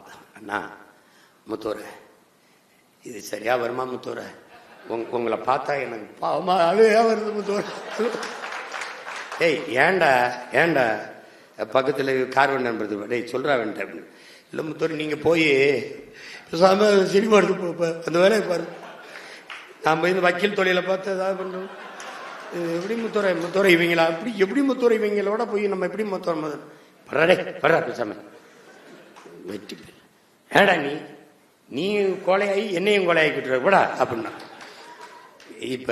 இப்ப பார்த்தா எல்லாரும் இவன்லாம் ஒரு ஆளா துறைக்கு தெரியும். முதல் 234 பேர் வச்சிருக்காரா போட்டி விடன்னு கேட்டால இருக்கு.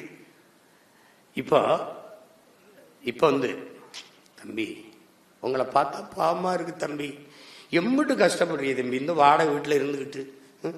தம்பி வாங்க தம்பி, உங்களையும் ஒரு 4 MP 5 MP ஒரு 20-25 MLA இருந்தா எப்படி இருக்கும்? நல்லா இருக்கும், நல்லா இருக்கும். நாடு நாசமா போயிடும். பரவாயில்ல, பாசத்தை கொட்டுவாங்க. அப்ப நினைச்சிருக்க மாட்டான் மனுஷன் தில்லாம் இவ்வளவு பிடிவாதமா இருந்து இழுத்து கொண்டு போய் நிறுத்தி விட்டுருவா அப்படின்னா. நம்ம 8.5 விழுக்காடு வாக்கு வாங்கியிருக்கோம், இவன் 8-8னே சொல்லிட்டு இருக்காங்க. இலக்கை தீர்மானித்து விட்டால் சொன்னால வெற்றி அடையணும், ஜெயிக்கணும், சாதிக்கணும்னு முடிவெடுத்து விட்டால் கண்ணுக்கு தெரிய வேண்டியது இலக்கு தானே ஒழிய இடையூறுகள் அல்ல. தெரியவிட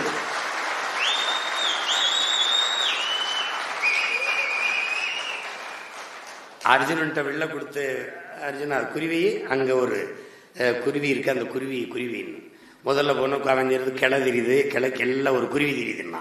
அடுத்து ஒருத்தன் குருவி ரெக்க தெரியுதுன்னா. அர்ஜுனன்ட்ட கேட்டான் என்ன தெரியுது? இந்த குருவியின் கண்ணு தெரியுதுன்னுட்டான். அவ்வளவு கூர்மையாக இலக்கு வைக்கணும், குறிய வைக்கணும், விட்டுறக்கூடாது. உனக்கு ஒரு குழப்பம் இல்ல, தத்துவத்துக்கு தடுமாற்றம் இல்ல. நீ ஏன் அவன்கிட்ட வந்து அத்தனை லட்சம் லஞ்சம் வாங்கின, ஊழல் செஞ்ச, முறையற்ற நிர்வாகம் செஞ்ச, இதெல்லாம் எவனும் கேட்க போறது இல்ல. நீ நினைச்சு பாரு, நீ ஒன்று தெரிஞ்சுக்கணும். வர்றாருல நம்ம யார் எப்படிப்பட்டவன்னு உனக்கு ஒரு திமிரு வரணும்ல. உலக வரலாற்றில், இந்திய துணைக்கண்டத்திலே அல்லது உலக வரலாற்றிலே நம்ம அளவுக்கு தோற்று உறுதியா கலையாம நிக்கிற படை இருந்ததே கிடையாது. இந்தியாவில், இந்திய பெருநிலத்தில் எந்த கட்சியும் கலைஞ்சு ஓடிடும். கட்சி தொடங்கும் போது ஒண்ணுமே கிடையாது, ஒருத்தனும் காட்ட மாட்டான். ஏன்னா தீவிரவாத இயக்கத்தை ஆதரிக்கிறாரு, விடுதலை புலிகள் ஆதரிக்கிறாரு, ஈழத்தை பேசுறாரு, தேவையில்லை வேணும், அதிகாரத்தில் இருக்க அதுக்கு எதிரானவன். அவ்வளவு நெருக்கடி, கணக்கில்லாத வழக்கு, சிறை, எதை பற்றி கவலை கிடையாது. தங்க இடம் தர மாட்டான், விடுதியில தங்க விட மாட்டான், அந்த வண்டியிலே படுத்துக்கிறணும், போற வழியில எங்கே குளங்குட்டையில குளிச்சுக்கிறணும், பல்லு விளக்கணும், இப்படி ஒரு வாழ்க்கை. அதுக்கப்புறம் தேர்தல் 5 ஆண்டு கழிச்சு 16ல தேர்தலில் போட்டிடுறோம். 234 போற்றுவாராசிமான் போட்டான். 3000, 2500, 4000 இவ்வளவுதான் வாக்குகள். மொத்தம் 4,50,000 தான். 1.1. அதோட எந்த கட்சியும் முடிஞ்சிடும். விடல.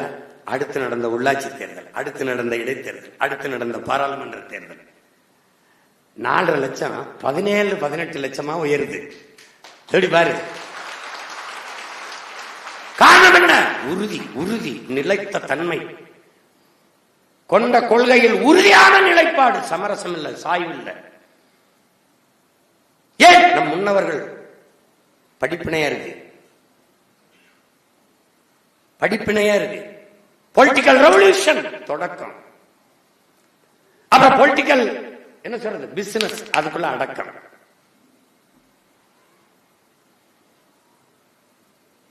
என் அன்பு பிள்ளைகளே, ஒரு தேசிய விடுதலை போராட்டங்க, அந்த விடுதலை போராட்டத்தை வைத்துக் கொண்டு அரசியல் செய்தவர்கள். நாம் அந்த விடுதலைக்காகவே அரசியல் செய்ய வந்தவர்கள். உங்களுக்கு புரியுது? 2 பேருக்கு வேறுபாடு இருக்கு. அதனாலதான் ஈழம் எங்களுக்கு அது இல்ல, அது அவசியம். அது அவசியம்னு சொல்றது, அரசியல் பிழைப்புக்காக இல்லை, அவசியம். அடுத்த தேர்தல், ஒரு தேர்தலை நம்ம போட்டியிடாம பின்வாங்கணும்னு யாராவது சொல்லு. ஏன்னா ஆட்கள் இல்லாம உள்ளாட்சி தேர்தலை நீங்க போடாம விட்டுருப்பீங்க. தொடர்ந்து களத்துல நீட்டம். விக்கிரவாண்டினாலும் சரி, நாங்குநேரினாலும் சரி, போடுங்க, போடாம போங்க. ஆனால் எங்கள் பிறவி கடமை, அதை நாங்க செய்வோம். தொடர்ந்து தொடர்ந்து தொடர்ந்து தொடர்ந்து நின்ன காரணம், கரும் பாறையை அலை கரைக்கிறது காரணம் தன் வலிமையால் அல்ல, விடாமுயற்சியால். திரும்ப திரும்ப திரும்ப திரும்ப நின்னு நின்னு நின்னு அவன் என்ன நினைக்கிறான்? இவனை நம்பினா ஏமாத்திட்டான், இவனை நம்பினா ஏமாத்திட்டான். இவன் நம்பி நம்பி வரவன்லாம் இப்படித்தான் பேசுவான். கடைசியா போயிடுவான், சீட்டுக்கும் நோட்டுக்கும் போயிடுவான். அவ கடைசியா முடிவு எடுக்கிறான், இவன் போகல, இவன் போக மாட்டான். அந்த உறுதியை வரும்போது நம்மை நேசிக்க தொடங்குறான். இல்லைனால் இந்த வரலாற்றில் தனித்து நின்று ஒரு சின்ன பிள்ளைகள் அங்கீகாரம் பெற்ற கட்சியாக வளர முடியுது என்றால், இன்னைக்கு அவன் என்ன பண்ணாலும் சரி முத பெட்டியில நம்ம சின்னத்தை வச்சே திறனும். இதுல உனக்கு உனக்கு என்ன பெருமை? உதயசூரியன் எல்லா இடத்துலயும் இருக்காது, ரெட்டலை எல்லா இடத்துல இருக்காது, கை எல்லா இடத்துல இருக்காது, தாமரை எல்லா இடத்துல இருக்காது. ஆனால் உன் விவசாயி எல்லா இடத்துலயும் இருக்காது.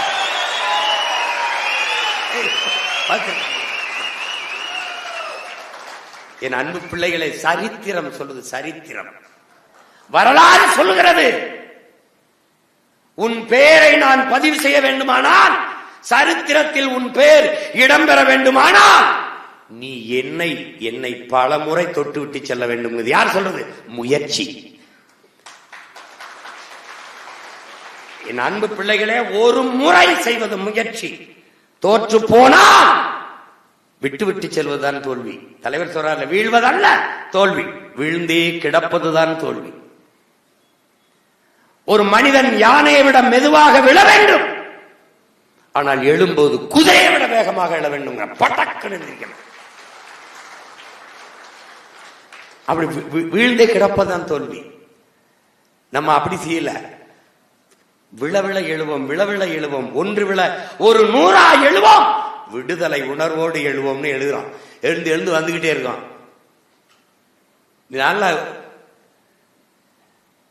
தற்சோர்வடையில. ஏன்? சோம்பி கிடந்தால் சிலந்தியும் உங்களை சிறைபிடிக்கும், எழுந்து நடந்தால் இமயமும் உனக்கு குடைபிடிக்குங்கிறான். சோம்பலை உதறி தள்ளுங்கள், உங்கள் சாம்பலும் சரித்திரம் படைக்குங்கிறான். நம்ம என்ன கோட்பாட்டை கொண்டோம்? என் பிறப்பு சாதாரணமாக இருக்கலாம், இறப்பு சரித்திரமாக இருக்க வேண்டும். வாழ்க்கையை அர்த்தப்படுத்த வேண்டும். அப்படி அர்த்தப்படுத்தி வாழ்ந்தவர்கள், நம் மொழிக்காக இனத்திற்காக உயிர் நீத்த மறவர்கள், தம்பி அப்துல் ரவுப், முத்துக்குமார், தங்கை செங்கொடி, தம்பி விக்னேஷ் போன்றவர்கள் வாழ்க்கையை அர்த்தப்படுத்தினார். சாதாரண பிறப்பை சரித்திரமாக்கினார்.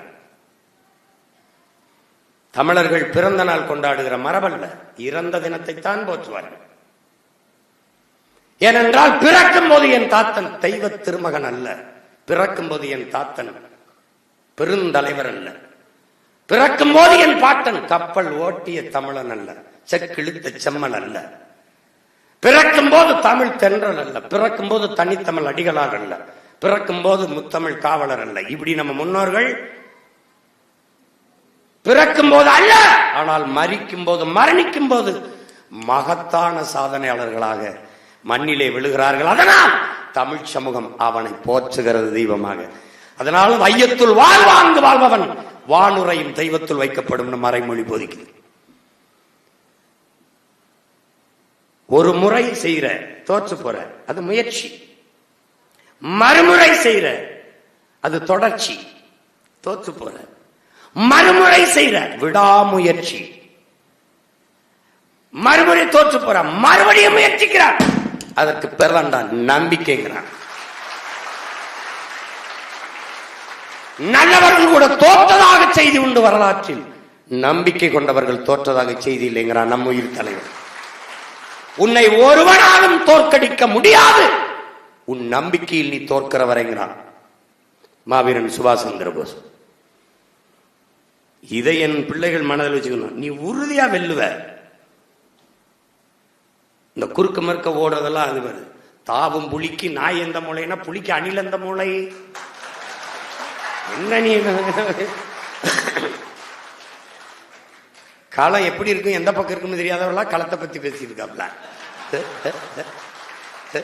நாங்க போர்க்களம் அரசியல் களம் 2 களத்தையும் பார்த்தவங்க. நாங்க உங்களுக்கும் ஒரு சீரியஸா படம் போகும்போது திடீர்னு ஒரு பாட்டை போடுற மாதிரி அண்ணன் கவுண்டமணி செந்தில் காமெடி வைக்கிற மாதிரி நகைச்சுவை வைக்கிற மாதிரி சின்னதா ஒரு fun, just for an entertainment.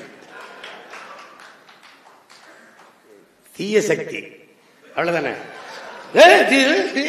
வாப்பா ஏப்பா ஏப்பா பயமா இருக்கு. ஏதோ ஒரு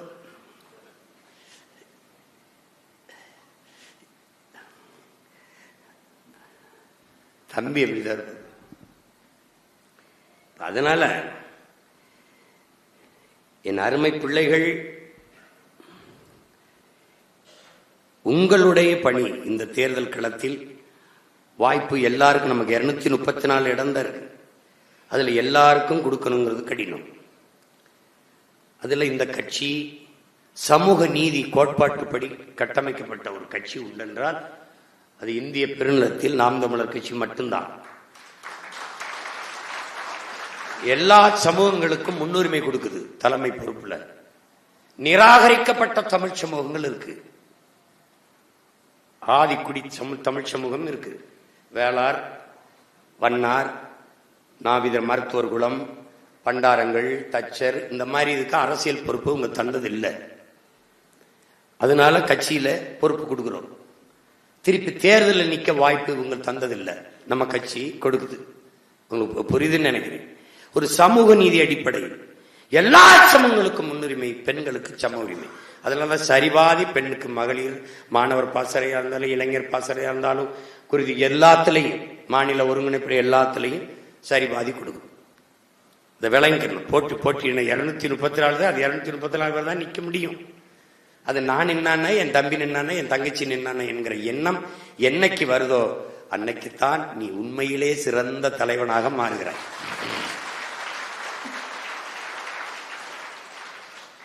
என் பிள்ளைகள் நன்கு நினைவுச்சுக்கணும். உங்களுக்குள் போட்டி என்பது, பொறாமை என்பது, அவன் என்ன கட்சிக்கு 10 பேரை சேர்த்துட்டானே, நம்ம எப்படியாவது 20 பேரை சேர்க்கணும் அப்படின்னு நீ போட்டி போடுறீன்னா அதுதான் உண்மையான போட்டி, ஆரோக்கியமான போட்டி, ஒரு நல்ல தளபதிக்கான தகுதி போட்டி. பொறாமப்படு. எப்படி அவன் சேர்த்தான் 20 பேரை, நம்ம எப்படியாவது சேர்த்து போறணுமே, சேர்த்து அண்ணன் நல்ல பேர் வாங்கினானே, பாருங்கண்ணே 40 பேரை சேர்த்துருக்கனே, அப்படி பேர் வாங்கணும். அதை விட்டு அவன் 20 பேரை சேர்த்துட்டான், அவனை எப்படி சொல்லி விரட்டி விடுறது? எதையாவது சொல்லி இவன் அவனை திட்டினா, இவன் அவனை திட்டினான்னு போட்டு உன் எழுத்து இனத்தின் தலை எழுத்தை மாற்றக்கூடியதா இருக்கணும்.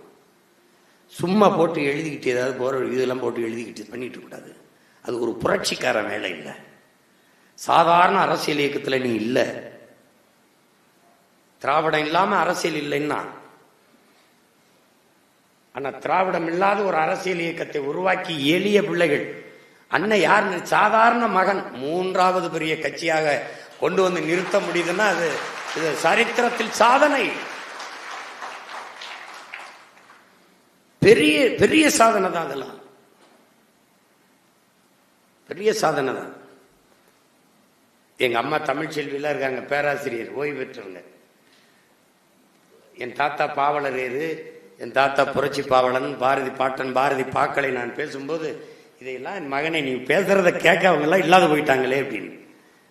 மாறுதலை நம்ம உண்டாக்குறோம், நமக்கு ஒரு காலத்தை. ஏன்னா நம் தலைவன் காலம் வரும் என்று காத்திருந்த தலைவன் அல்ல, தனக்கான களத்தையும் காலத்தையும் உருவாக்கிய தலைவன்.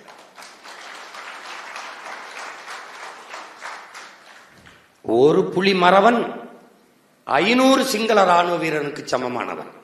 ஒரு நாம் தமிழர் பிள்ளை, நாம் தமிழர் கட்சியில் இருக்கிற ஒரு மாணவர் பாசறை, இளைஞர் பாசறை, அல்லது அந்த கட்சியில் இருக்கிற ஒரு பொறுப்பாளன் மற்ற கட்சியில் இருக்கிற 500 வீரர்களுக்கு, 500 ஆட்களுக்கு சமமானவன்.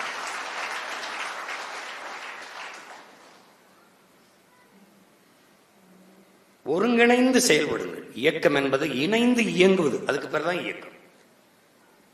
எந்த இனத்திற்கும் படிப்பிக்கப்படாத பாடம் தமிழினத்திற்குத்தான் படிப்பிக்கப்பட்டிருக்கிறது என் உடன் பிறந்தார்களே. எது? ஒன்னா இருக்க கத்துக்கணும், இந்த உண்மையை சொன்னா ஒத்துக்கணும், காக்கா கூட்டத்தை பாருங்க அதுக்கு கத்து கொடுத்தது யாருங்க?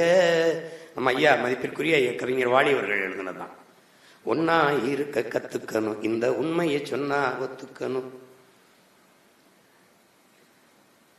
நான் படிக்கும்போது 6ஆவதுல ஒரு பாடம் இருந்துச்சு, கூட்டுறவிலை சேருங்கள் கூடி வாழ பாருங்கள் நாட்டில் உள்ள ஏழைகளும் நன்மை பெற்று வாழ்ந்திடலாம். அதை நான் ராகம கூட்டுறவிலை சேருங்கள் கூடி வாழ பாருங்கள் நாட்டில் உள்ள ஏழைகளும் நன்மை பெற்று நானா பாடினேன். அது பாடத்திட்டத்தில் இருக்கிற பாடின நான் தான் முதல் பரிசு கொடுத்துருவான். நல்லா பாடுறான் சீமா அப்படின்னு. அப்பவே ஒற்றுமையை இந்த இனத்திற்கு போல யாரும் வலியுறுத்தல. 5ஆம் பாடத்துல 4 காளமாடு ஒரு சிங்கம் மாட்டை தாக்க வரும்போது 4 காளமாடு ஒன்னா சேர்ந்து சிங்கத்தை தாக்கி விரட்டி ஓட விட்டுரும். இந்த 4 காளமாட்டுக்குள்ள இன்னொரு சண்டை, தனித்தனியா பிரிஞ்சு மேயும். சிங்கத்துக்கு வேலை எழுதி ஒவ்வொன்னா அடிச்சு சாப்பிட்டு போயிடும். இதுதான் இங்க நடக்குது. ஏன்னா தமிழ் சமூகம் தனித்தனியா இருக்கும், மற்ற சமூகங்கள் பிரிந்து வாழும், கூடி செயல் செய்யும். தமிழ் சமூகம் கூடி வாழும், தனித்தனியா செயல் செய்யும். வீழ்ச்சிக்கு காரணம் புரியுதா உங்களுக்கு? புரியுதா? இங்க ஒரே சமூகம், ஒரே தாய் பிள்ளைகள், தமிழ் தாயின் பிள்ளைகள். அந்த தமிழ் தாயின் பிள்ளைகளுக்குள்ள படையாச்சி, பறையரு, தேவரு, தேவேந்திரரு, நாடாரு, கோனாரு, பிள்ளை, முதலி, முத்தரையரு, உடையாரு, போய் பண்டாரம், வண்ணாரு, கவுண்டரு, இது இப்படின்னு போட்டு பிரிஞ்சு வலுவிழந்துருது. அதனால திராவிட நரி அடிச்சு சாப்பிட்டு இருக்கு. அதங்க இருக்கிற சிக்கல். ஓங்கி வளர்ந்த மூங்கில் மரம் ஒன்னு பிடிச்சிருக்கு, ஒழுங்காக குறுத்து விட்டு கிளையா வெடிச்சிருக்கு. ஒட்டாம ஒதுங்கி நின்னா உயர முடியுமா? எதிலும் ஒற்றுமை குலைந்தது என்றால் வளர முடியுமான்னு நம் தாத்தா பட்டுக்கோட்டை பாடினது நமக்கு தான். ஒன்னா இருக்கணும். இயக்கத்தின் இயங்கியல் விதி என்பதே மாசத்துங்க சொல்றது நீங்க படிக்கணும். இயக்கத்தின் இயங்கியல் விதியில் முதன்மையானது, நீ எந்த கோட்பாட்டை, கொள்கை நிலைப்பாட்டை ஏற்றிருக்கிறியோ அதில் முழுமையான நம்பிக்கையை வைக்கணும். அதை முன்னெடுத்து செல்கிறவன் எவனோ அவனை நீ நம்பினியா முழுமையா நம்பணும். இல்லைன்னா என்ன பண்ணும்? வெளியேறிடணும். உள்ள இருந்து குழப்பக்கூடாது. அதான் சேகுவாரா சொல்றான். நான் சொல்றது, நாங்கள் உன்னதமான உயர்ந்த லட்சியத்திற்காக களத்திலே நிற்கிற புரட்சியாளர்கள். எங்களுக்கு உதவ முடியுமா? பாட்டால், பேச்சால், எழுத்தால் அல்லது பொருளாதாரத்தால் எந்த வடிவத்திலும் உதவ முடிந்தால் உதவுங்கள், இல்லை என்றால் ஓரமாக ஒதுங்கி நில்லுங்கள். எங்களுக்கு தடைக்கல்லாக இருக்காதீர்கள். படிக்கல்லாக இல்லாவிட்டாலும் பரவாயில்லை, தோளுக்கு துணையாக இல்லை என்றாலும் பரவாயில்லை, தொல்லையாக இருந்து விடாதீர்கள்.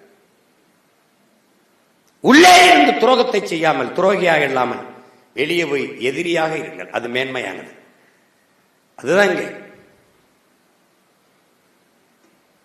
அதனால என் அன்பு பிள்ளைகள், மிகுந்த மிகுந்த பொறுப்பு கொண்ட ஒரு வேலையை செய்கிறீர்கள் என்பதை நீங்கள் இந்த அரங்கத்தில் உணர்ந்து தெளிந்துதான் வெளியில போகும்.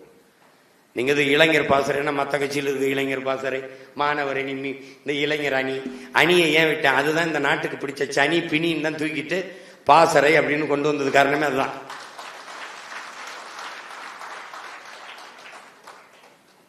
நீங்கள் பசி என்றால் 10 நாள் கிடப்பேன், பயணம் என்றால் 100 நாள் நடப்பேன். இந்த தகுதியை, உடல் உறுதியை வளர்த்தணும். அறிவை பெருக்கிக் கொண்டே இருக்கணும். நம்ம கோட்பாடு என்ன? உடலினை உறுதி செய், அறிவை விரிவாக்கு, கொள்கை வகுத்து நில், கூடி செயல் செய்ய பழகு. நாம் தமிழர், இதான் நம்ம கட்சியின் கோட்பாடு. அப்ப அறிவை விரிவாக்கணும்னா என்ன பண்ணணும்? படிச்சுட்டே இருக்கணும். சுவாசிப்பது போல வாசிப்பது இருக்கணும். தேடி தேடி தேடி தேடி போகணும். மாவன் என்ன சொல்றான்? நீ மார்க்ஸோட ஃப்ரெண்டா, நண்பன் ஆகணுமா? Lenin, Engels, Ingersoll, Plato, Aristotle, Socrates, அண்ணல் அம்பேத்கரோட நீ நட்பாகணுமாப்பா? வா நூலகத்துக்கு போ, அங்கதான் இருக்காங்க, அவங்களோட போய் பேசி பழகுன்றான். தேடி தேடி படியுங்கள். ஒரு ஏடு வைத்து குறிப்பெடுத்துக் கொள்ளுங்கள். அறிவது அறிவு. என் உடன் பிறந்தார்களே, அறிந்த செய்தியை எந்த இடத்தில் எந்த நேரத்தில் எடுத்து இயம்புவது, எடுத்து பேசுவது என்கிறது உணர்த்துவதற்கு பெயர் ஞானம். சிந்திக்காம பேசக்கூடாது, சிந்திச்ச எல்லாத்தையும் பேசியிருக்காரு. அது எந்த இடத்தில் எதை பேசணுமோ அதை பொருத்தி பேசுவதற்கு ஆற்றல் தான் ஞானம்ங்கிறார். அதை வளர்த்து கொண்ட ஞான பிள்ளைகளாக என் தம்பி தங்கைகள் வளர்ந்து வரணும். அவங்க கிட்ட நீ அவன்கிட்ட போய் வார்த்தை கொடுக்காத, கொன்றுவான்னு பயப்படணும். அண்ணனை பார்த்து பயந்து சதறான் பாரு, எவனும் தப்பிக்க முடியாது. உனக்கு ஏதாவது தடுமாற்றம் தான், நீ அண்ணன் நான் இந்த மாதிரி வந்தா நான் என்னென்ன பேசுறது போடு, நான் சொல்லித்தரேன். இல்ல நான் பேசி குரல் செய்தி உனக்கு அனுப்புறேன், வச்சு வெளுத்து விடு, அவ்வளவுதான். எனக்கு அதை விட ஒரு வேலை கிடையாது. ஒரு பத்திரிகையாளர் கேள்வியா கேட்டிருந்தார், தம்பி உங்களுக்கு நேரம் நிறைய இருக்கு, வேலை குறைவா இருக்கு. எனக்கு நேரம் குறைவா இருக்கு, வேலை நிறைய இருக்கு, போயிட்டு வரட்டான்ட்டேன். ஏன்னா என் உடன் பிறந்தவனே அவர்களுக்கு பொழுது போகல, நமக்கு பொழுது போகல. என்னை கேட்கிறான், எப்படித்தான் என் தம்பி எல்லாம் கார்த்தி கட்டான இந்த நேரத்தை எப்படி மேலாண்மை செய்யறாரு? பத்தல. எனக்கு இறைவன் ஒருத்தர் நேரம் உனக்கு என்னதான் வேணும், ஒரு நாளைக்கு 24 மணி நேரத்தை மாத்தி 48 நேரமா வச்சிருக்க தம்பி. பாரதி மாதிரிதான், ஏன் இந்த மக்களுக்கு நேரம் நிறைய நேரம் உழைக்க வேண்டியது இருக்கு அப்படின்னு. என் அன்பு பிள்ளைகளே, நீங்க யாருக்கோ வேலை செய்யறீங்கிற எண்ணத்தை விட்டுருங்க. நீங்க பிறந்த பெருமை மிக்க சமூகத்துக்காக உழைக்கிறீர்கள் என்கிற பெருமிதம் திமிரு கொண்டு. நாம் தமிழர் கட்சி பிள்ளைன்னா நீங்க பார்க்கும் போதே நாம் தமிழர்ல இருப்பான்னு தெரியும். அப்ப என்ன செய்யணும்? அப்படி இருக்கணும், கம்பீரமா உடல், நல்ல பயிற்சி, நல்ல சாப்பாடு, நல்ல படிப்பு எல்லாம். ஏன்னா உடல் ஆரோக்கியம் மிக முதன்மையானது, மிக முதன்மையானது. உடல் நலனற்ற செல்வம், உடல் நலனற்ற புகழ், உடல் நலனற்ற பதவி, உடல் நலனற்ற பணம் எல்லாம் பயனற்றது. அதனால ரொம்ப கவனமா இருக்கணும் உடல் நலன்ல. அண்ணே நீங்க இருக்கலான்னு இருக்கேன், நேரம் கிடைக்கும் போதெல்லாம் உடற்பயிற்சிக்காத உடற்பயிற்சி கூடத்துல இருந்து அண்ணன் இன்னைக்கு ஒரு நாளாவது வாங்கினேன், வாரத்துக்கு ஒரு 2 நாளாவது வாங்கினேன். ஏன்னா எங்களுக்கு உற்சாகமா இருக்கு. நேரம் கிடைக்கல, கிடைக்கும் போது உடற்பயிற்சி செஞ்சுக்கணும். என் அன்பு பிள்ளைகள், உடலை பேணி காக்கணும். உடல் வளர்த்தேன் உயிர் வளர்த்தேன்னு திருமலர் சொல்றது காரணம், பல நுட்பமான வேலைகளை செய்யக்கூடிய ஒரு தொழிற்சாலை உடல். அதை நல்ல அறிவாளி பேணி காப்பான், இது தத்துவம். இதை பிடித்துக் கொண்டு என் அன்பு பிள்ளைகள் கவனமாக நீங்கள் வேலை செய்யணும். இந்த தேர்தலில் இனத்தின் உயிரை இளந்தமிழர் எதற்கு மஞ்சா நாம் தமிழர்னு அது வெற்று முழக்கம் அல்ல. இளைஞர் படை எழுக, இன விடுதலை வெல்கன்னு நான் சொன்னது சும்மா வெற்றுக்காக சொல்ல, உங்களை உசுப்பேத்துறதுக்காக. உண்மையிலேயே நீங்க சாதித்து முடிக்கக்கூடிய சரித்திர சாதனையாளர்களாக நீங்க வரணும். அதுக்காக தான் அண்ணன் 27 பொதுக்குழு பாசறை பிள்ளைகள் எல்லாரும் வருவீங்க. இது போக பிப்ரவரி 21, 26 மாபெரும் இன எழுச்சி மாநாடு நடக்க இருக்கிறது. என் அன்பு பிள்ளைகளே, உங்கள் வாக்ககம் உங்கள் இலக்கு, உங்கள் வாக்ககம் வெற்றி வாக்கு, அதான் உங்க இலக்கு. 2வது, உன் பெற்றோர்கள் குடும்பத்தில் இருக்கிறவங்களை சேர்த்துக்கிட்டு 8 பேர் ஒரு வாக்ககத்துக்கு பொறுப்பு. அது கிளைன்னு நம்ம சொல்றோம், குறைஞ்சபட்சம் சேர்த்துக்கிட்டு நின்று மாநாட்டுக்கு இன்னையிலிருந்து வேலையை தொடங்கணும். சுவர்ல எழுத முடியலையா, தூண்டறிக்கை அடிச்சு வீடு வீடு கொடுக்கணும். அண்ணே மாநாட்டு அழைப்பை கைப்பட எழுதியிருக்கேன், அந்த அழைப்பை எடுத்துக்கணும். எடுத்துக்கிட்டு நம்ம வீட்டில் தங்கச்சிக்கு திருமணம், அண்ணனுக்கு திருமணம், இல்லை உனக்கு திருமணம், எப்படி அழைப்புதல் கொடுத்த அழைப்ப அப்படி வெத்தலை பாக்கு அதிகபட்சம் என்ன ஒரு 10 ரூபா, அல்லது ரொம்ப காசு இருந்தால் 101 ரூபா வை. நாங்கள் அப்படிதான் மொய் வச்சிடுறது. போய் வச்சு ஐயா நீங்க எந்த கட்சியிலும் இருங்க, ஆனா ஒரே ஒரு தடவை எங்க மாநாட்டுக்கு வாங்க. ஏன்னா இது எங்க கட்சி மாநாடு இல்ல, இனத்தின் மாநாடு, இனத்தின் திருவிழா, எல்லோரும் கூடுவோம். உலக தமிழர்களுக்கு பேரழைப்பு விட்டு அழைக்கிறோம். பொதுக்குழுல இருந்து உலக தமிழ் பேரினத்திற்கு மாபெரும் எழுச்சி மிக்க மாநாடு. உங்களுக்குள்ள இருக்கிறது என்ன வெறி, என்ன வேட்கை, என்ன? நடிகனை நேசிப்பவர்கள், நாட்டை நேசிப்பவர்கள். இதுல எந்த கூட்டம் பெரிது என்று காட்ட வேண்டிய பொறுப்பும் கடமையும் உங்களுக்கு.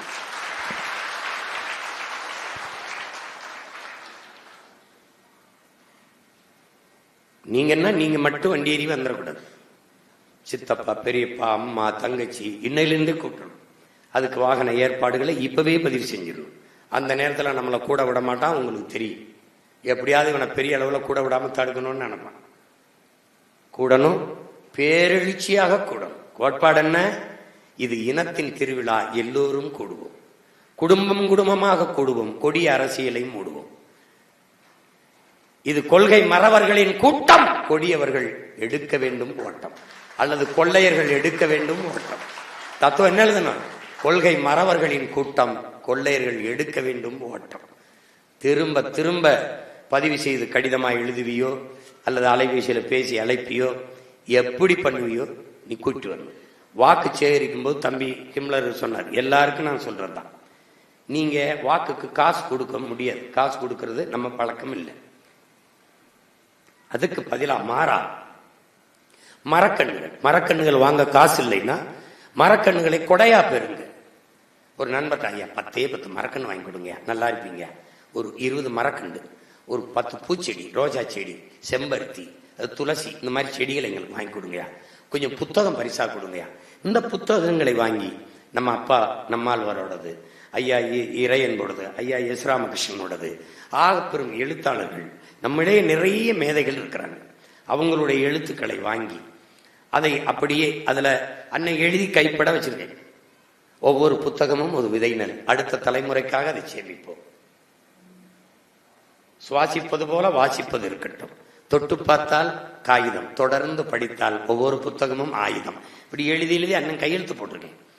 அறிவை தேடி ஓடுங்கள், நாளை வரலாறு உங்கள் நிழலை தேடி ஓடி வரும். அண்ணல் அம்பேத்கர் கீழே கையெழுத்து போட்டிருக்கு.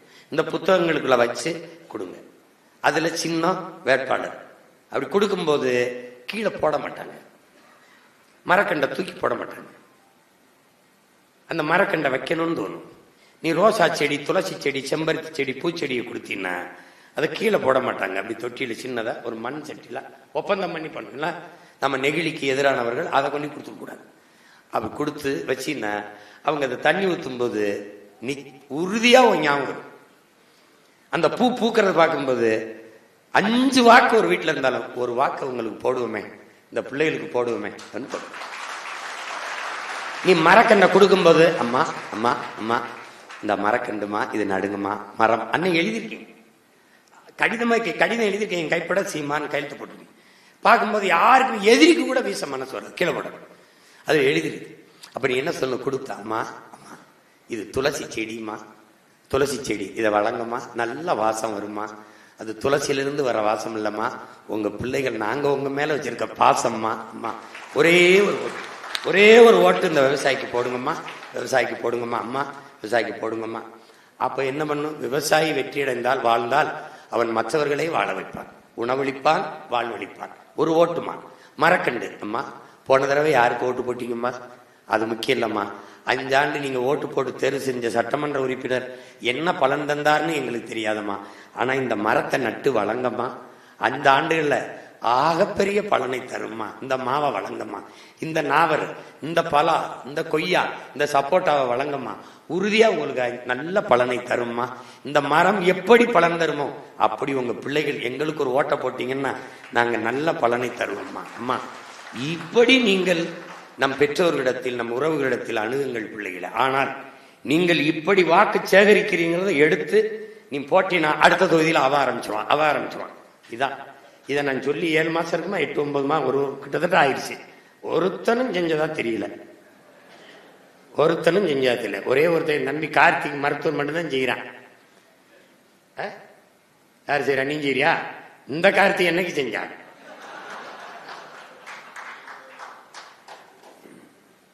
போடா தொகுதிக்குன்னா அந்த கூட்டருக்கு முடிச்சு போறேன், இந்த கூட்டருக்கு முடிச்சு போறேன்.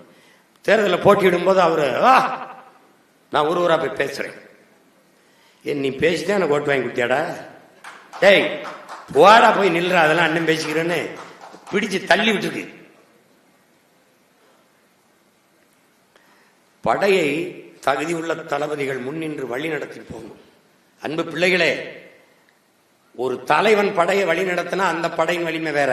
ஒரு தலைவனே படை வழி நடத்தின்னு வச்சுங்க, படையா இருக்காது, பாடையா தான் இருக்கும். கடைசியா அங்கதான் போய் நிற்கும். என்னவா? அதனால இந்த முறையை நீங்க பின்பற்றணும். அது இந்த முறை நம்ம வாக்கு சேகரிக்கிற முறையை மாற்றணும். என் அன்பு பிள்ளைகள்கிட்ட கேட்கறது, விமர்சன அரசியலை விட்டு வெளியேறி விமர்சிக்கிறது அவங்க வேலை, அவர்களுக்கும் சேர்த்து போராடுவது நமது வேலை.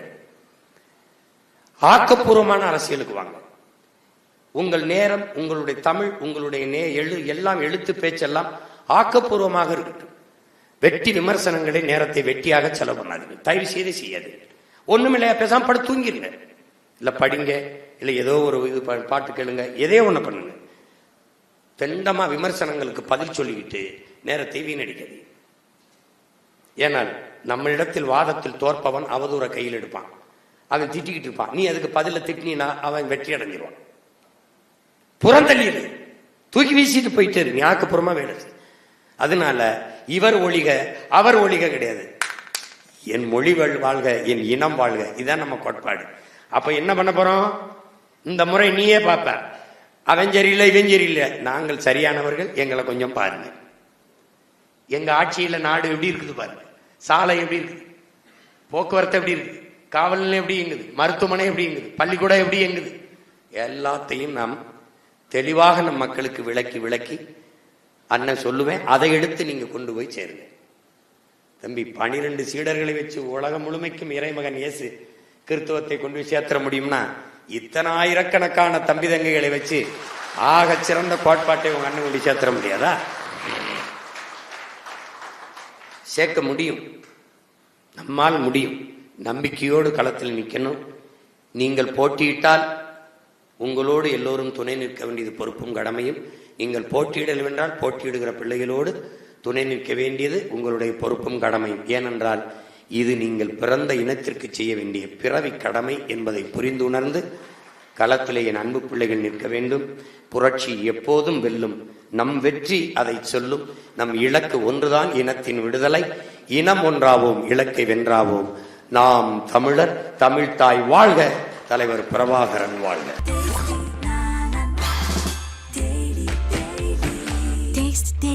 Taste the Daily.